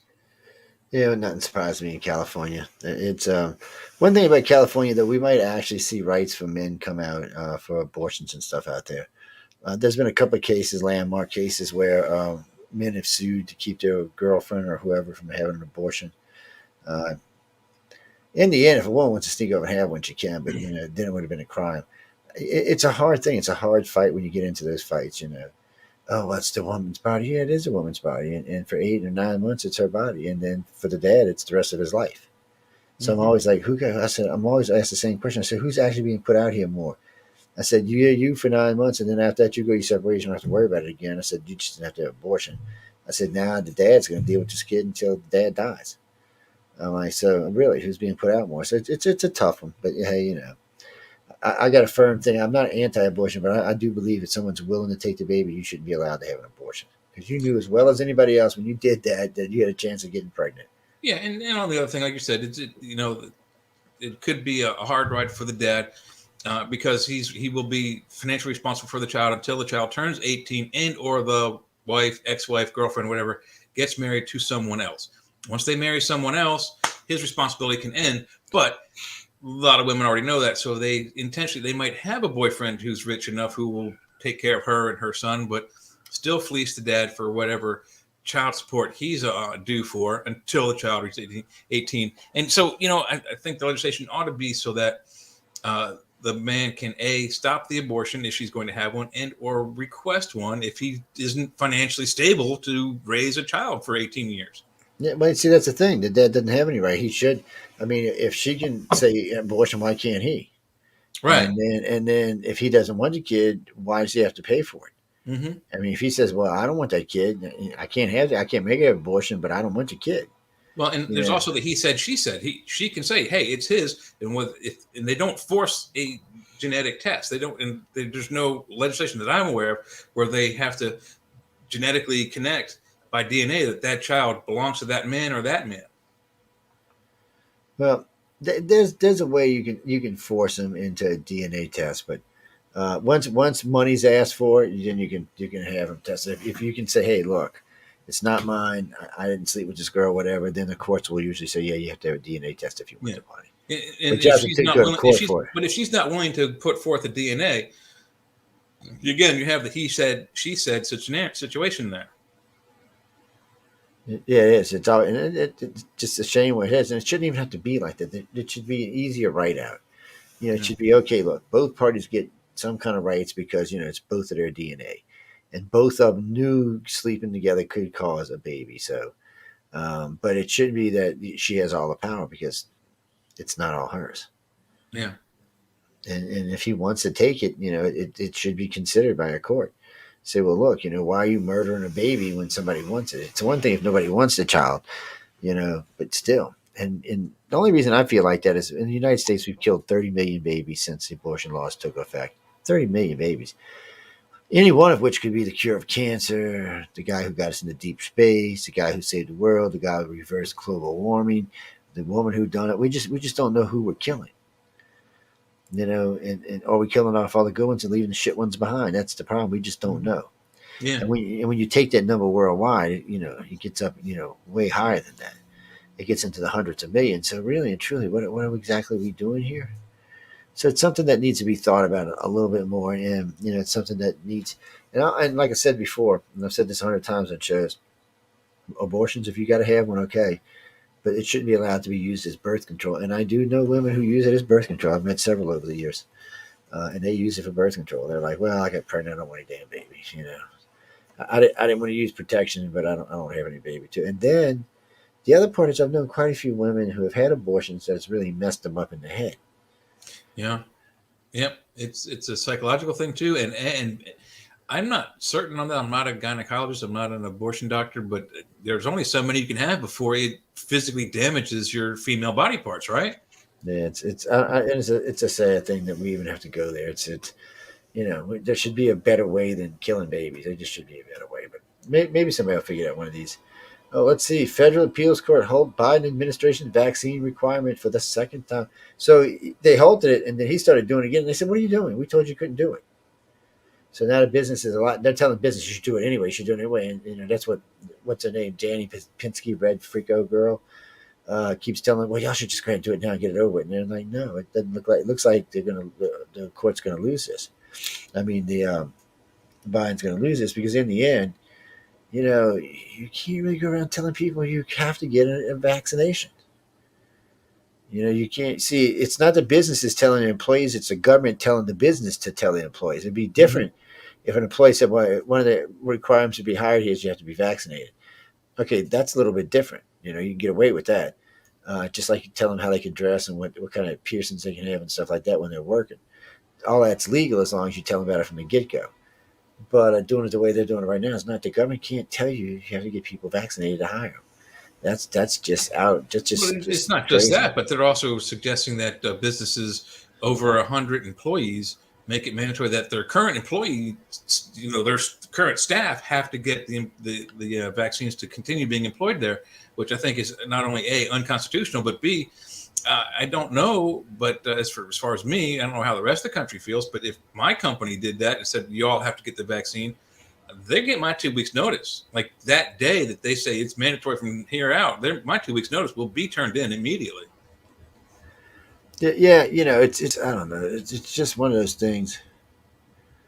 I was listening to I can't remember the guy's name. The guy, he's one of the guys.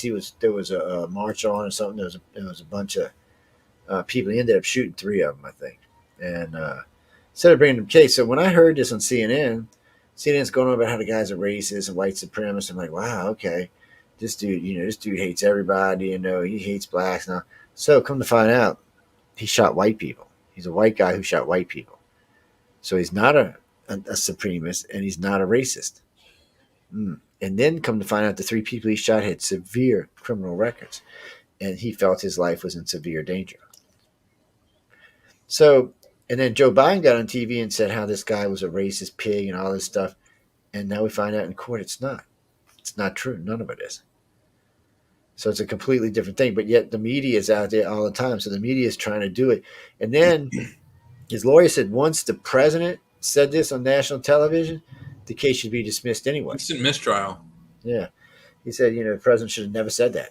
Yeah. He said it's not his business. And since it hadn't been settled yet, why did you say it? Now they're trying to say that the judge is a racist and he's a Trumper. Come to find out, no, the liberals put him there. Yet Yeah. another lie by CNN and NBC. If you are crucified in the media and you're going to a court case where you're, going to go to jail and then you've been crucified by the media, well, almost 9 times out of 10, you are crucified by that court.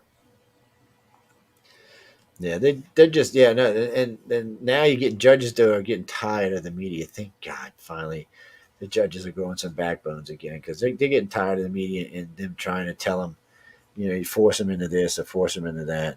They're just like, no, we're not going to tolerate this anymore.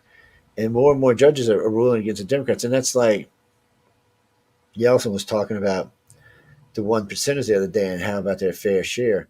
And then they asked 4 or 5 of the other Democrats. They said, no, we know that the rich people pay their fair share. He said they pay what they're supposed to pay. And the guy even admitted, and I've said this a million times, you can't tax the rich like that. It doesn't work that way. So if you tax them an additional 15%, that just means you and I, when we go to get our Coke now, is going to be $6. When we Mhm. go to whatever it affects, it's just going to go up in price. If it's Microsoft, whatever companies it is, it's just going to pass it on to us. They're not going to eat this. They're not going to lose their profit margin over it. They're just going to pass it on to us. And what the bad part is, the politicians know it. So they're trying to make themselves look good on something they know is going to hurt the country long term. Well, and the other thing is that some of these rich guys are so rich that they can stop making money and just live on what they have and not have to have any, they won't have any income. They don't need any income. Therefore, they're not paying any more into the tax income system, which again, it's downhill. It'll just trickle down to the next class down, the middle class, and then they're going to have to pay more taxes, and the class below them are going to have to pay more taxes. So, you know, Yeah, it's just and they know this. There's no way anybody who's more than 15 years old can't figure out that if you tax the rich, you're just taxing us, yeah, especially the middle class. They're going to pay the most, and that's just the way it always works that way. And you don't get to be rich because you're stupid. Not to get that rich anyway. To be stupid, it's just and it's amazing that people in this country do believe it. I'm like, you got to be kidding me. It's just I'm not. You mean the climate deal that America and China are making? No, that's just some stupid shit going on there. China's just trying to get money from America because it's on the verge of going bankrupt right now. yes, They made the same stupid mistake Russia did. They started building unheathered all over their country, both in buildings and ships and planes, and a lot of this stuff is junk. And now they've built themselves into a place where they don't have any money anymore. Because once the United States and the Europeans really slowed down their buying, almost stopped. See, if we cut them off completely, they're a third world country because the only people they can buy from will be Russia, Venezuela, North Korea, and places like that. And if that happens, they're done. They don't. They can't really start a war right now because they can't feed their people if they start a war. And by the way, that's how Japan conquered China twice.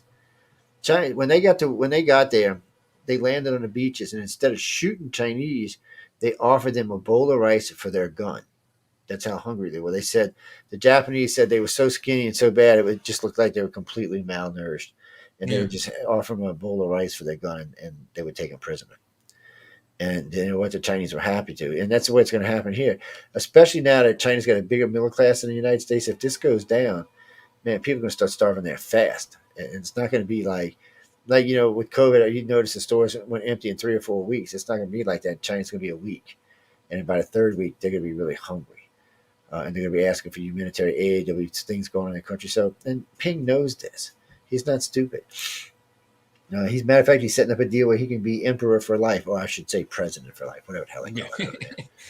Emperor president. Yeah, whatever they call it.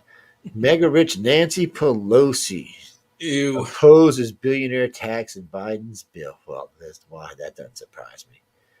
USC professor defends Blue Lives Matter flag. They're competing points of view. So they're trying to get him to take the flag down. He's like, no, why? If you can put BLM flag up here, I can definitely put this one up here. So yeah, that's true too. You can't tell one he can and one Freedom he of can't. speech, and That's right. it's not inciting anyone to start or condone violence of any sort. So keep it up.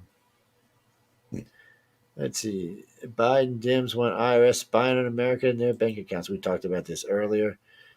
This is just official article comes. This is actually a Fox News article here by Kevin Hearn, Ashley Hinson, and they're just talking about the same things we were talking about earlier about the IRS looking at it. And the Dems truly want this. I don't know why they want this because in the end it's going to turn the country against them. Yeah, I mean, the trend is already that most of the country is already against them. You know, and people are fleeing out of Democratic-controlled cities and states. So, but this is just, I mean, like I said at the beginning of the show, it's Gestapo tactics. There's Yeah, no it other is. way around it. Let's see. Tulsi Gabbard, Democrat, the government failed to fulfill this most basic responsibility. I don't know why she just don't become a Republican because she started hating on the Democrats, and I don't know why Cheney don't become a Democrat because that's who she sounds like. And I don't know how her dad would even put up with this shit. I'm thinking, oh man, Darth Cheney. Darth Yeah, Cheney would have loved Trump. He'd probably wished he was Trump's VP. yeah, yeah. And what did he do? He shot one of his best buddies in the face with Yep. a shotgun, and nobody went to prison. Nope. And he got his heart replaced while he was in VP job and came right back and did his job. Yeah, That's when I started calling him Darth Cheney, actually. I'm like, oh shit, we have Darth Cheney. yeah. What did he get? Replaced with like a pig heart or something like that? I don't know what it was, but I'm just thinking, oh, I hope George Bush don't die because we're going to war if he takes over. Yeah, Um, CBS, NBC. Oh yeah, did y'all know that Build Back would actually cut taxes for everybody? Yeah, sure it would. Lie to us some more, people. We're not stupid anymore. yeah. So why don't you just give us all a glass of Reverend Jim Jones's Kool-Aid while you're at it? I know. Well, I see. So I see the liberal judge told the House or told the Senate or whatever, told the Congress that they could have Trump's things, and the appeal court said no, you can't. We're stopping that. So it's going to probably end up in front of the Supreme Court. But anyway it goes, they're not going to get him because it's executive privilege. A lot of stuff that they wanted to see Obama's, he got away with executive privilege. So Trump's saying the same thing. Oh, what, you discriminating against white people now? Yeah, well, I mean, some of the things that Obama did with executive privilege weren't legal, but I think no one wanted to confront him on that for fear of being called a racist because of his ethnicity. When Obama gave them all that money, what was it, $4 billion? Well, he gave back like a 250 billion. Then he gave back 4 million in untraceable cash on 4 pallets from 11 countries. That's illegal. Mm-hmm. He traded cash for hostages, and we passed a law back in the 70s after all of those hijackings that we wouldn't do that again. That was illegal. So I don't know how he got away with that. There's a couple of things he did I have no idea how he got away with, but he was the abominator. He had it going. Well, I mean, I think what's his ethnicity? Quite honestly, if he hadn't been black, those things he did that are illegal, he would have been called out for and impeached. and then he made a lot of racist statements that he got away with too. So it's kind of funny to me, but it's part of being it's just part of being in the being president. I guess you get all kind of little extras, little land yappers and stuff. So I mean, but it also proved that he's not. I mean, the thing in Virginia also proves that he's not a draw. And I don't know why he thought he was. The reason, and this is what bothers me about stupid liberals. The reason Trump got in office, and liberals, which I thank you every day for, because I can't believe y'all did this to the country, is because of Obama. That's how bad Obama was as a president that the country was desperate and put Trump in over Hillary of all people. They said, you know what, Hillary, you're evil, and we want Trump. We don't want any more Democrats. Because Obama never had a GDP over 1.8. It was averaging around 1.3, which is unbelievably poor. His whole economic thing was a joke. The country was high price gasoline, $4 or $5 a gallon. Mm-hmm. He was a mess. And for some reason, he's the greatest president since Kennedy. I'm like, yeah, well, Kennedy wasn't a great president. He was only around for 3 years. And what did he do? He started a space race. That's about it. Oh, he almost got us in a nuclear war. Let's not forget about that. Yeah, he almost got us in a nuclear war. Yeah, let's not forget about that, people. And a lot of people think he would have won a second term. We'd have probably got into a nuclear war. So, No, yeah, he might have. So we don't know. No, I'm not anti-Kennedy. I wasn't even alive when Kennedy. Well, matter of fact, I was. As he got killed on 11/23 of 1963. 11/22 of 1963. Sorry, that would have made me all of 10 months old, 11 months old. Yeah, to the day actually. Yeah, because I was born on January 22nd, 1963. So about 9, 10 months after I was born, somebody shot him. Mm-hmm. So that's about what do you know when you're a baby? Shit, I wasn't there. All I could go by what I heard, and then all the liberals were like, "Oh, he was the greatest president ever," and all the Republicans were like, "Oh, he's the worst president ever." And of course, I didn't know nothing about him, so what the hell did I know? The problem with all this is last time we agreed on a president was Reagan. He actually got liberal votes both times. He was all right. He got in handedly both times, and he had good. When he left offices, when he ran in the second time, he was at like a 70-something percent. He had like the highest rate ever in the country at 86% of part of his term. So And the son bitch had Alzheimer's for his last 2 years for sure. They'll Yeah. never admit it. I mean, Well, he nobody's had it gonna, throughout the whole thing, but it didn't show until the last couple of years. yeah. It's not But something that just happens like that. I mean, it's a long, involved process, and he yes, had it at least in the beginning of the first administration. yeah, not like Joe Biden, who every time we see him open his mouth, we're like, "Oh my God, what's Yeah, he going to say he next?" can't. He doesn't know where he is half the time. That's what scares me. He doesn't know where Harris is. Yeah, you just kind of go, "Oh, what we got going on here?" It's kind of weird. Biden chooses Robert Cliff to lead the FDA despite drug industry ties. Of course, who cares? Yeah, thanks. Somebody asked me today about why we're getting all these extra shots and these boosters after they said we weren't going to need them. Because remember, the CDC's lied to us from day one. So first they said we don't need no mask, we don't have to social distance. Oh, then we got a social distance, we got a mask, and we go back for it. And then we're just going to have to get these shots, and that's it. Now I said we would get it, okay, and then all of a sudden here we are, a year later, and we got to get boosters. And where a year we're going to be from here, we got to get boosters again. Now, even doctors are starting to admit now, too many of these shots are not going to be good for us. This is technology we do not understand that we're releasing in our body and getting 3 and 4 and 5 and 6, 7 of these shots. Every time you add a shot, you add more of a chance to catch one of its side effects.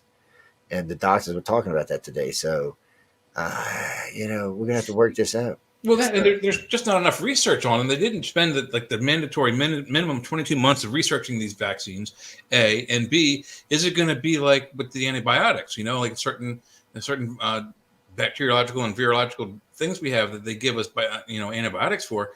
If they prescribe the antibiotics too much, these diseases, these viruses, build up an immunity to this drug, and then it no longer is effective.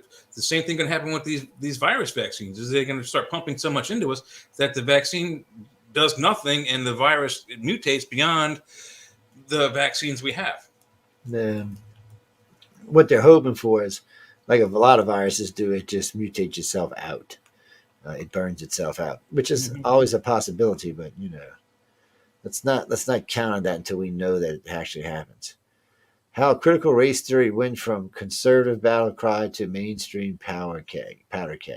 Because people. So basically, so y'all know this, and you can look it up for yourself. Don't get mad at me. Critical race theory says that all white people are evil and all black people are losers and have to be taken care of. Their words, not mine. Mm-hmm. So that's basically what they said. And they're not even blaming white people because black people lose. They said it's from their African heritage. So don't hate on me. I didn't write this shit. And that's not even the worst of it. Their teachers are taking these young children, usually white, and taking them to the front of the class and shaming them for being white in front of their fellow students. And what do you think is going to happen if they keep doing that? That kid that's just been zeroed out in the middle of the class, at the front of the class, and what happened to you as a black person is his fault. That kid's going to get his ass beat in the parking lot of the school at the end of the day. Yeah, and he's just going to start hating blacks. I mean, they're just making things worse. It's just a bad theory, and I don't know how it got in schools. It's getting thrown out of most schools now. I mean, it's slowly but surely being pulled out. I should hope so. And the critical race theory was really basically, from what I understand, was a class for college, so that colleges could sell this class to the students for more tuition rather, and have more offerings. It doesn't. There's no basis for it whatsoever, and it's all just. It's not even theory. What is it? It's all opinion. It's all in an opinion-based class. It is, and then like this lady writes up here, she said children should learn to see people for who they are, not for what they look like, and she's right. It should come from the parents, not the school. But my problem with all this is, okay, yes, blacks were brought here as slaves. Well, some of the blacks that are in our country were brought here as slaves, and some of them came here on their own. And there's a big difference between those two groups too, by the way. But okay, so how long ago did we free 100, 125 years, 140 years, something like that? So, okay, and I know a lot of those years were bad because I lived through a couple of them. So, but it's not like that today in any shape, form, or fashion. It's nothing like when I was a kid. Not even close. People can try to say it is, but it really isn't. I mean, I think it's 14 of the major, largest cities in the country are black controlled. So you can't go around saying you can't make it because you're black or you can't get ahead because you're black. That's just bullshit. That's like everything else. And like under Trump, with the lowest the lowest black unemployment and Spanish unemployment in the history of the country. So you can't say you couldn't get a job, and now especially you can't say you can't get a job. Anybody who wants a freaking job right now and get one, then get one for decent pay, because people are so desperate for help. So how long are we going to keep using this as an excuse? I As mean, long as it how gets the media money, they're going to continue to use it. Sad but true. liberal elites abandon the working class. You tell them, baby.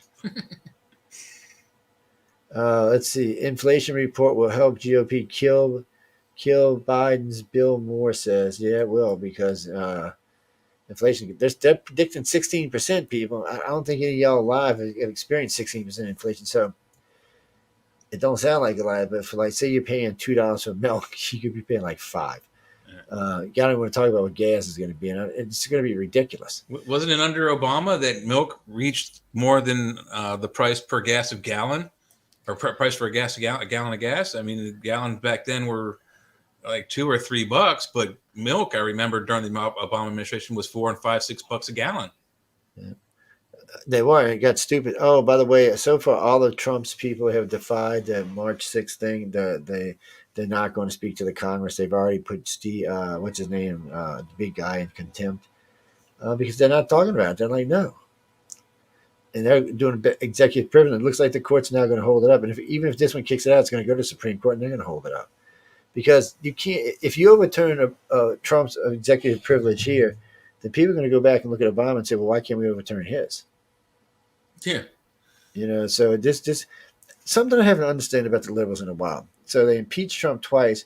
So they know if the House and the Senate gets back in the Republicans, they're going to impeach not Obama, they're going to impeach Biden and Kamala.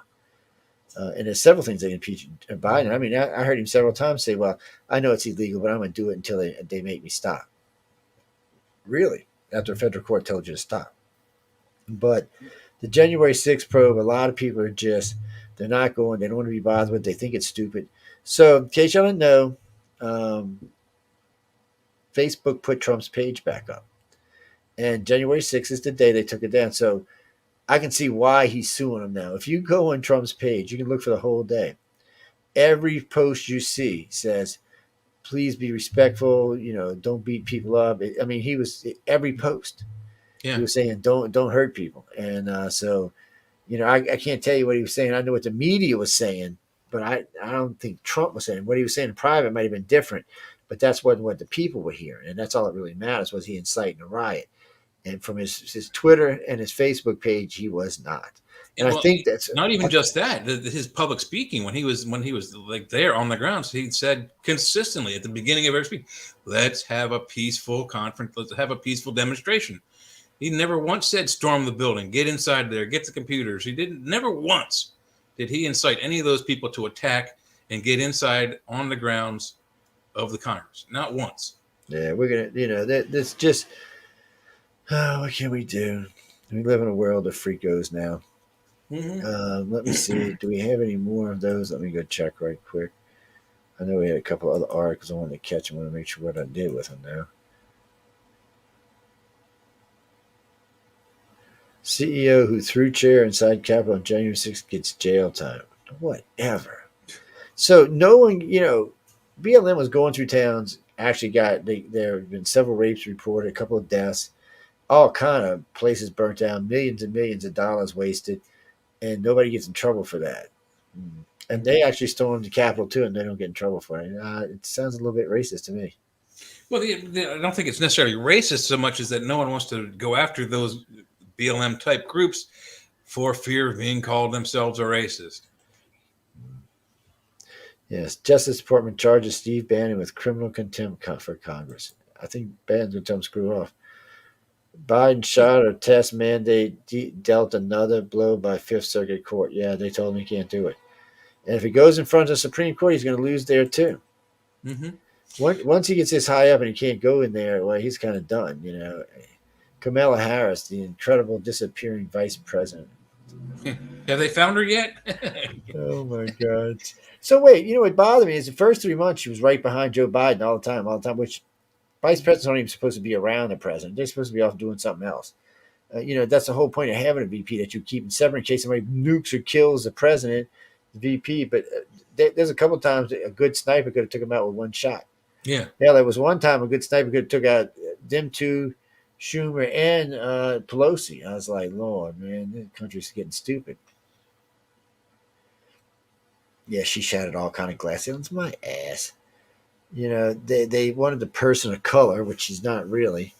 Uh, Yeah. What is she? She's Hispanic, isn't she? she's I don't know. She's two different races, and one of them's a lily white race, and she's married to a white man with white kids. So I'm kind of like, ooh, that was some bullshit. But the media ran with it like it was the truth, and that's the problem Mhm. with the media. And liberals have gotten stupid; they believe everything that the media tells them. Yeah. People all the time, oh, Trump did this, Trump did no. I said, no, he didn't. I said, did you know Biden did this? Oh, no, he did. I didn't hear it on me. I said, yeah, because they don't want you to know. It's like they kind of did the same thing with Obama after he won both of his administrations. They actually went up and started saying things that the person who lost did, and they're like, yeah, I'm so glad Obama did that. And they're like, well, actually, he didn't. And the people are like, what? It's funny as hell. I know. Dr. Siegel rips American Medical Association push for a pro-cart guide. We don't need to be policed. Yes, I agree with that. We don't need to be policed, but guess what? They're going to police us anyway because they think they can get away with it. Mm-hmm. Race Americans Medical Association released a language guide that promotes critical race theory. Oh shit, huh?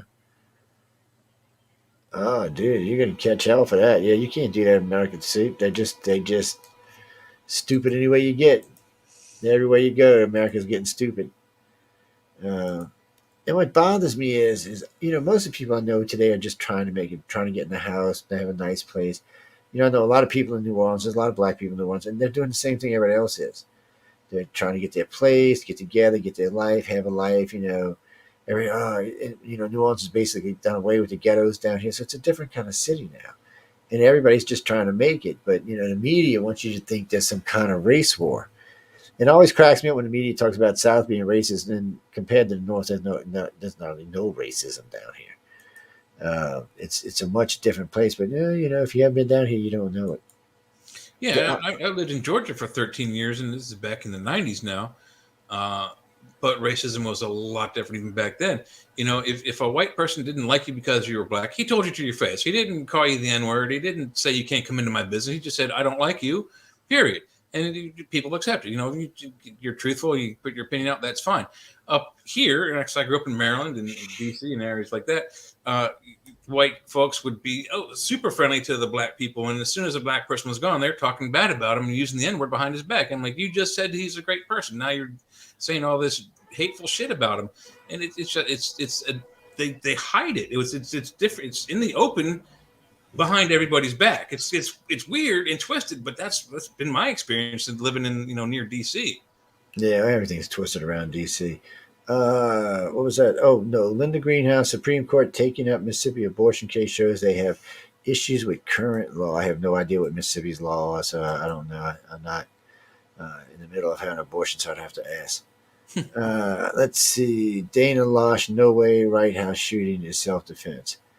I don't know. That's what the judge is looking at. Yeah, that's. I mean, I read that story, and it sounds like there was a mob chasing this kid, saying "Get him!" And I'm sorry, but I'm not a kid anymore. I'm not 17, or he was 17 when this happened, or what have you. Sorry, but there's a group of people, even without weapons, that are chasing me down, saying "Get him!" If I have a weapon, I'm going to use it to defend my life. Especially if Well, you're saying the, "Get the him." three guys had pretty serious criminal records, but Yes. but the media said that he was a white supremacist. Joe Biden said he was a white supremacist and a racist. So when I heard that, because I hadn't really been following the story, so I'm assuming that the guy's a white guy, and he's a neo-Nazi, and he hates black people, and he's killing them. Well, come to find out, they were white people he shot. So he's not a neo-Nazi, and he's not racist. White criminals, and I think only one of them did not have a weapon. The guy who was injured and will survive. The other two had guns. That one of them actually tried to grab his weapon, and he shot him and killed him. The other one had a handgun that was allegedly being pointed at the young man's head, and that was the second guy he killed. And you see, we really need to figure out a way that this is going to change, because there's too much of this division. The media just lies too much. I mean, why not put the whole story out? Let's see. White House legal expert. I've never seen a judge act like this in a criminal trial. Really? This guy's done a lot of criminal trials. Oh, this is a USA Today story. That's why they're lefty. Says, but to bother me about it is the judge is a lefty. He's not a righty. He's a lefty, and they're attacking their own. They're trying to say, because he didn't do what they want him to. Whether he's left or right or center, he's a judge. He has to be impartial to all parties until all the facts and evidence are in, and then the jury and him come to a decision together. That's the way it works. That's the way it's always worked. That's the way it should continue to work. It should. It is, but they just don't want it like. Oh, so when he opened up the case on the 11th, he asked everybody, including the jury, if anybody had served in the armed forces. And one guy said, "Yes, I have." And he stood up and he said, he had everybody applause for his service. It was memorial. I mean, it was what was it? Whatever day it was, and that's what it should have been done. So, I had several people tell me thank you for my service. That was a good thing, not a bad thing. I don't know why anybody would consider it a bad thing. I can't see why. I don't understand why it's some kind of an issue. You see someone who's I know I talk to policemen. I say thank you for your service at my job, because they're eviscerated in the media just as much as this kid in Rittenhouse is. People are saying hate cops all over the place. They have been doing so for years. I mean, when I was a kid in the 80s, there was all kinds of hate rap versus police. Kill cops this and kill cops that. And again, freedom of speech, as long as it doesn't incite violence. And we have a song that says kill cops. Sorry, but that is a violation of freedom of speech. And it gets policemen into more dangerous situations than they actually should have been. It's just, all that shit is so crazy. At this point, I'm always like, oh my God, shocking new footage from our southern border. I don't need to see no shocking new footage from our southern border. Yep. Running across the border. Our president don't want to do anything about it, so I'm just, and I don't have the oomph to make him do it. Now, Seattle crime gives rise to security escorts for county employees. Yeah, I guess so, because you said, oh, go do whatever you want. We don't care. Us Democrats think you should be free and run wild and pluck flowers and shoot people and take over 18 blocks of our city for 6 weeks or 6 months. And defund our police force on top of all that. See, the people want the police force fixed, but the mayor's trying to prove a point that he wasn't wrong. Well, yeah, it looks like you were wrong, dude. Looked like you sucked pretty bad. I mean, it just seems like that.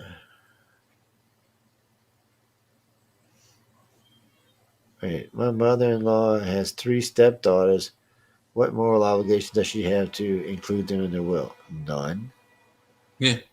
She has no moral obligation at all. She has no obligation to put her blood children into her will. It's up to her. It's her will.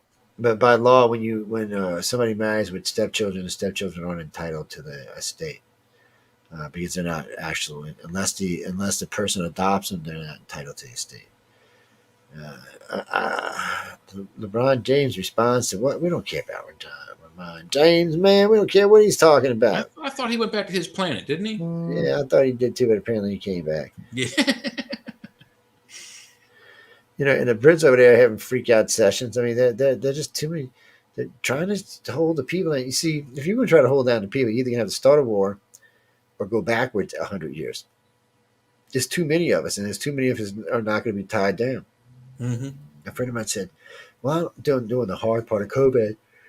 He goes, you get to travel. I said, I'm an essential worker. He said, no, you're a contractor. I said, yes, somebody's got to fix people's broken electrical, broken plumbing. I said, you can't stay at home if nothing's working.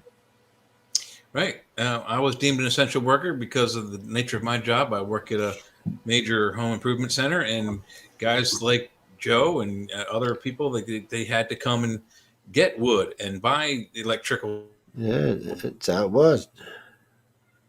Devices and critically needed things. I mean, you can't be expected to stay at home and not go to your job, and then your toilets don't work.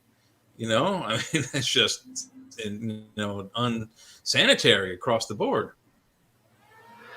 It is, man. I know we got to get out of here. So, Joe, thanks for coming to hang out. Who y'all had on with you and Jeffrey tonight? We had Wild Trees, a biologist, animal behavioralist, paranormal researcher. We talked about Bigfoot and how to catch him and how we get him into the scientific record, things of that nature.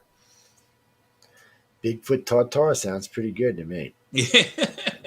I'm just, I'm a Yeah. coon ass. Come on, eat any damn thing.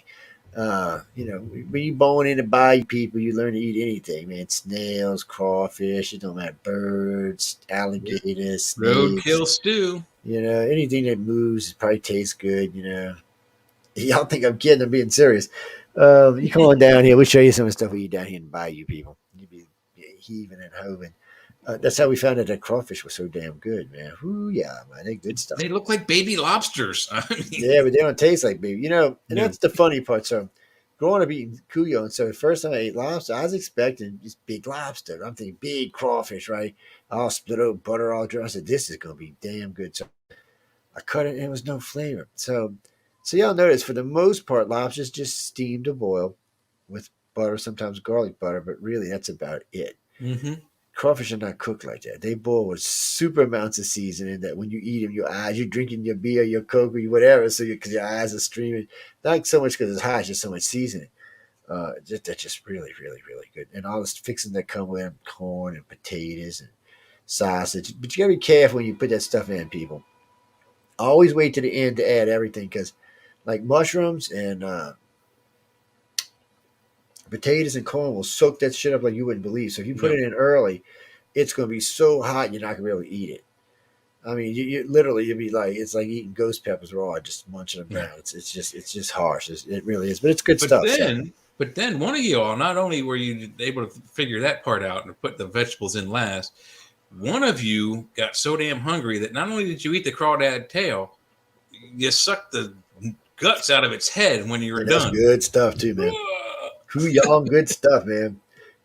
Pinching tails and sucking heads. It's a Louisiana thing. Hey, people, take it for whatever you want, but that's what they say. Pinch your tail, suck your head. No, not like that. It's not sexual kind of thing. Eating crawfish, you got to pinch your tail, get the meat out, and suck the You're head. essentially also sucking in its intestines and brain and lungs and Oh, it's good. What you're after is the fat in there. All the fat's really good. yeah. But what they do now is they take the crawfish and they take the heads and they clean them and they make them for bisque, so you can make crawfish bisque. And you go back and stuff the heads with the bisque, and it's really, really good stuff. I'll have to do a food show on it one day. I'll have to invite that Amelia girl, that Amelia woman, the food tease, the network's food tease. She's our expert food tease. She's an FT, people. You ever heard of the other kind of tease? Well, she's the opposite. She's a food tease. But we got to get out of here. I know Kathy's coming up with Quantum Leap. She's probably actually on the air as we speaking. Oh, excuse me for that yawn. Shit on the way I came from, guys. I hope y'all enjoyed the show tonight. We got quite a few topics in. You notice we talked about a lot of news. We weren't really too opinionated on it, except for calling Joe Biden an idiot, and everybody knows he's an idiot. I mean, even the Democrats. Come on, I'm a Democrat, friends. First, they're like, we got to get rid of Kamala Harris so Biden, because Biden says he's going to run again. The Democrats don't want him to run again. They want him to go away. Mm-hmm. They're hoping he can get through. Remember, guys, he's still got 3 years left. He's effed up this bad in less than a year. It only took him 6 months to start messing up. So yeah, God, he's a disaster. And come election time in 2022, they're going to be talking about Afghanistan and how we left Americans over there. mm-hmm. They're going to be talking about the economy. I guarantee it's still going to be bad. Gas prices still going to be high. Inflation is still going to be high. Nobody wants to go back to work for some reason, and people keep retiring left and right. So pretty much, in about 15 fields, big fields too, 25% of their people retired. Now I'm finding out a bunch of doctors, nurses are retiring too. They went out. They're tired of it.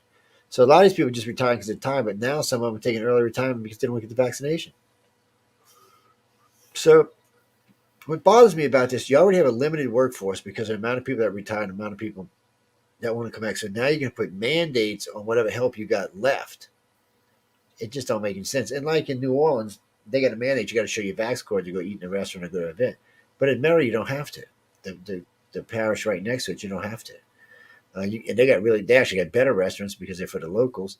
The food's good. You go eat and you don't have to have any cars, don't have any mash. You go in and take your time, enjoy yourself. They do public events. So New Orleans is only hurting itself. Then there's Mardi Hmm. Gras. So I think I might skip this Mardi Gras. Um, just in case it might be a super spreader.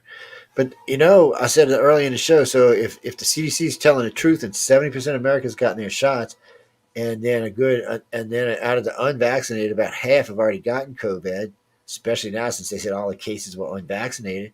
That only leaves like 10% of the country. Well, why are we getting all crazy about this?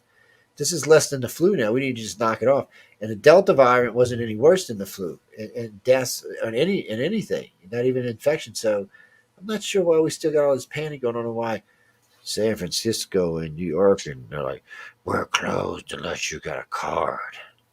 So wait, this is so funny. I'm listening to this story today. So all these college kids that are underage have fake IDs, right? So they can get in the bars.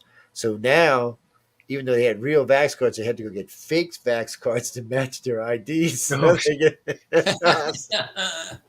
yeah. so now they got all kind of fake papers. That shit was hilarious when I heard that. It's happening in several colleges, and they're like, "What the hell?"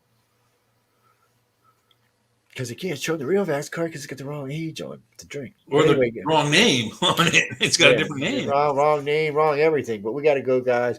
I'm getting ready to start. I got some work I got to catch up on this weekend, but I'm getting ready to start posting all the stuff we did while I was in Las Vegas. I've been Las Vegas and Los Angeles a couple of weeks. I've said that a couple of times. Maybe it's a Freudian thing. Is Yeah. that Vegas going, come to me, Big Daddy, come to me, Big Daddy? No, Daddy can't go to Vegas. He can't be spending no money out there. Guys and girls, but we got to get out of here. I want to thank everyone for tuning in to Centralist with Jay McNicholas and myself. So y'all be sure to come catch us out. I got to add Jay's name to the title when we get out of here. But I don't know where Michael was. Last week he told me he fell asleep. Maybe he got a Oh, girlfriend. crap. Maybe he got a girlfriend. We can hope he got a Yeah. girlfriend. Yeah, some redheaded crazy woman. Maybe he got a girlfriend Squatch. Hey, he does kind of look like a squatchy, so he might have got a squatchy girl. 6'2", 6'3", 6'4". He'd have loved my friend D. She was 6'2.5", man. She's tall. And she had hair down her ass. Her daughter came down from Mardi Gras. They cracked me up, man. She passed. I hated to see her go. She was a good friend of mine, but still, it was a strangey girl. But she had a lot of fun. She believed in having fun. But anyway, guys, we got to get. If you're coming down from Mardi Gras this year, have a good time. For everyone traveling for the holidays, be safe, people. I know Thanksgiving's coming up. You know what's funny? Before we go, everybody I've talked to pretty much said they're staying home for the holidays this year. Now, I'm thinking about going to a little Christmas village in Georgia and hiding out. We'll see how that goes. On that note, good night and stay tuned. Or good night and switch over to Kathy Belsky live on the United Public Radio Network. Good night, everybody. Good night. Joe Biden. Bye.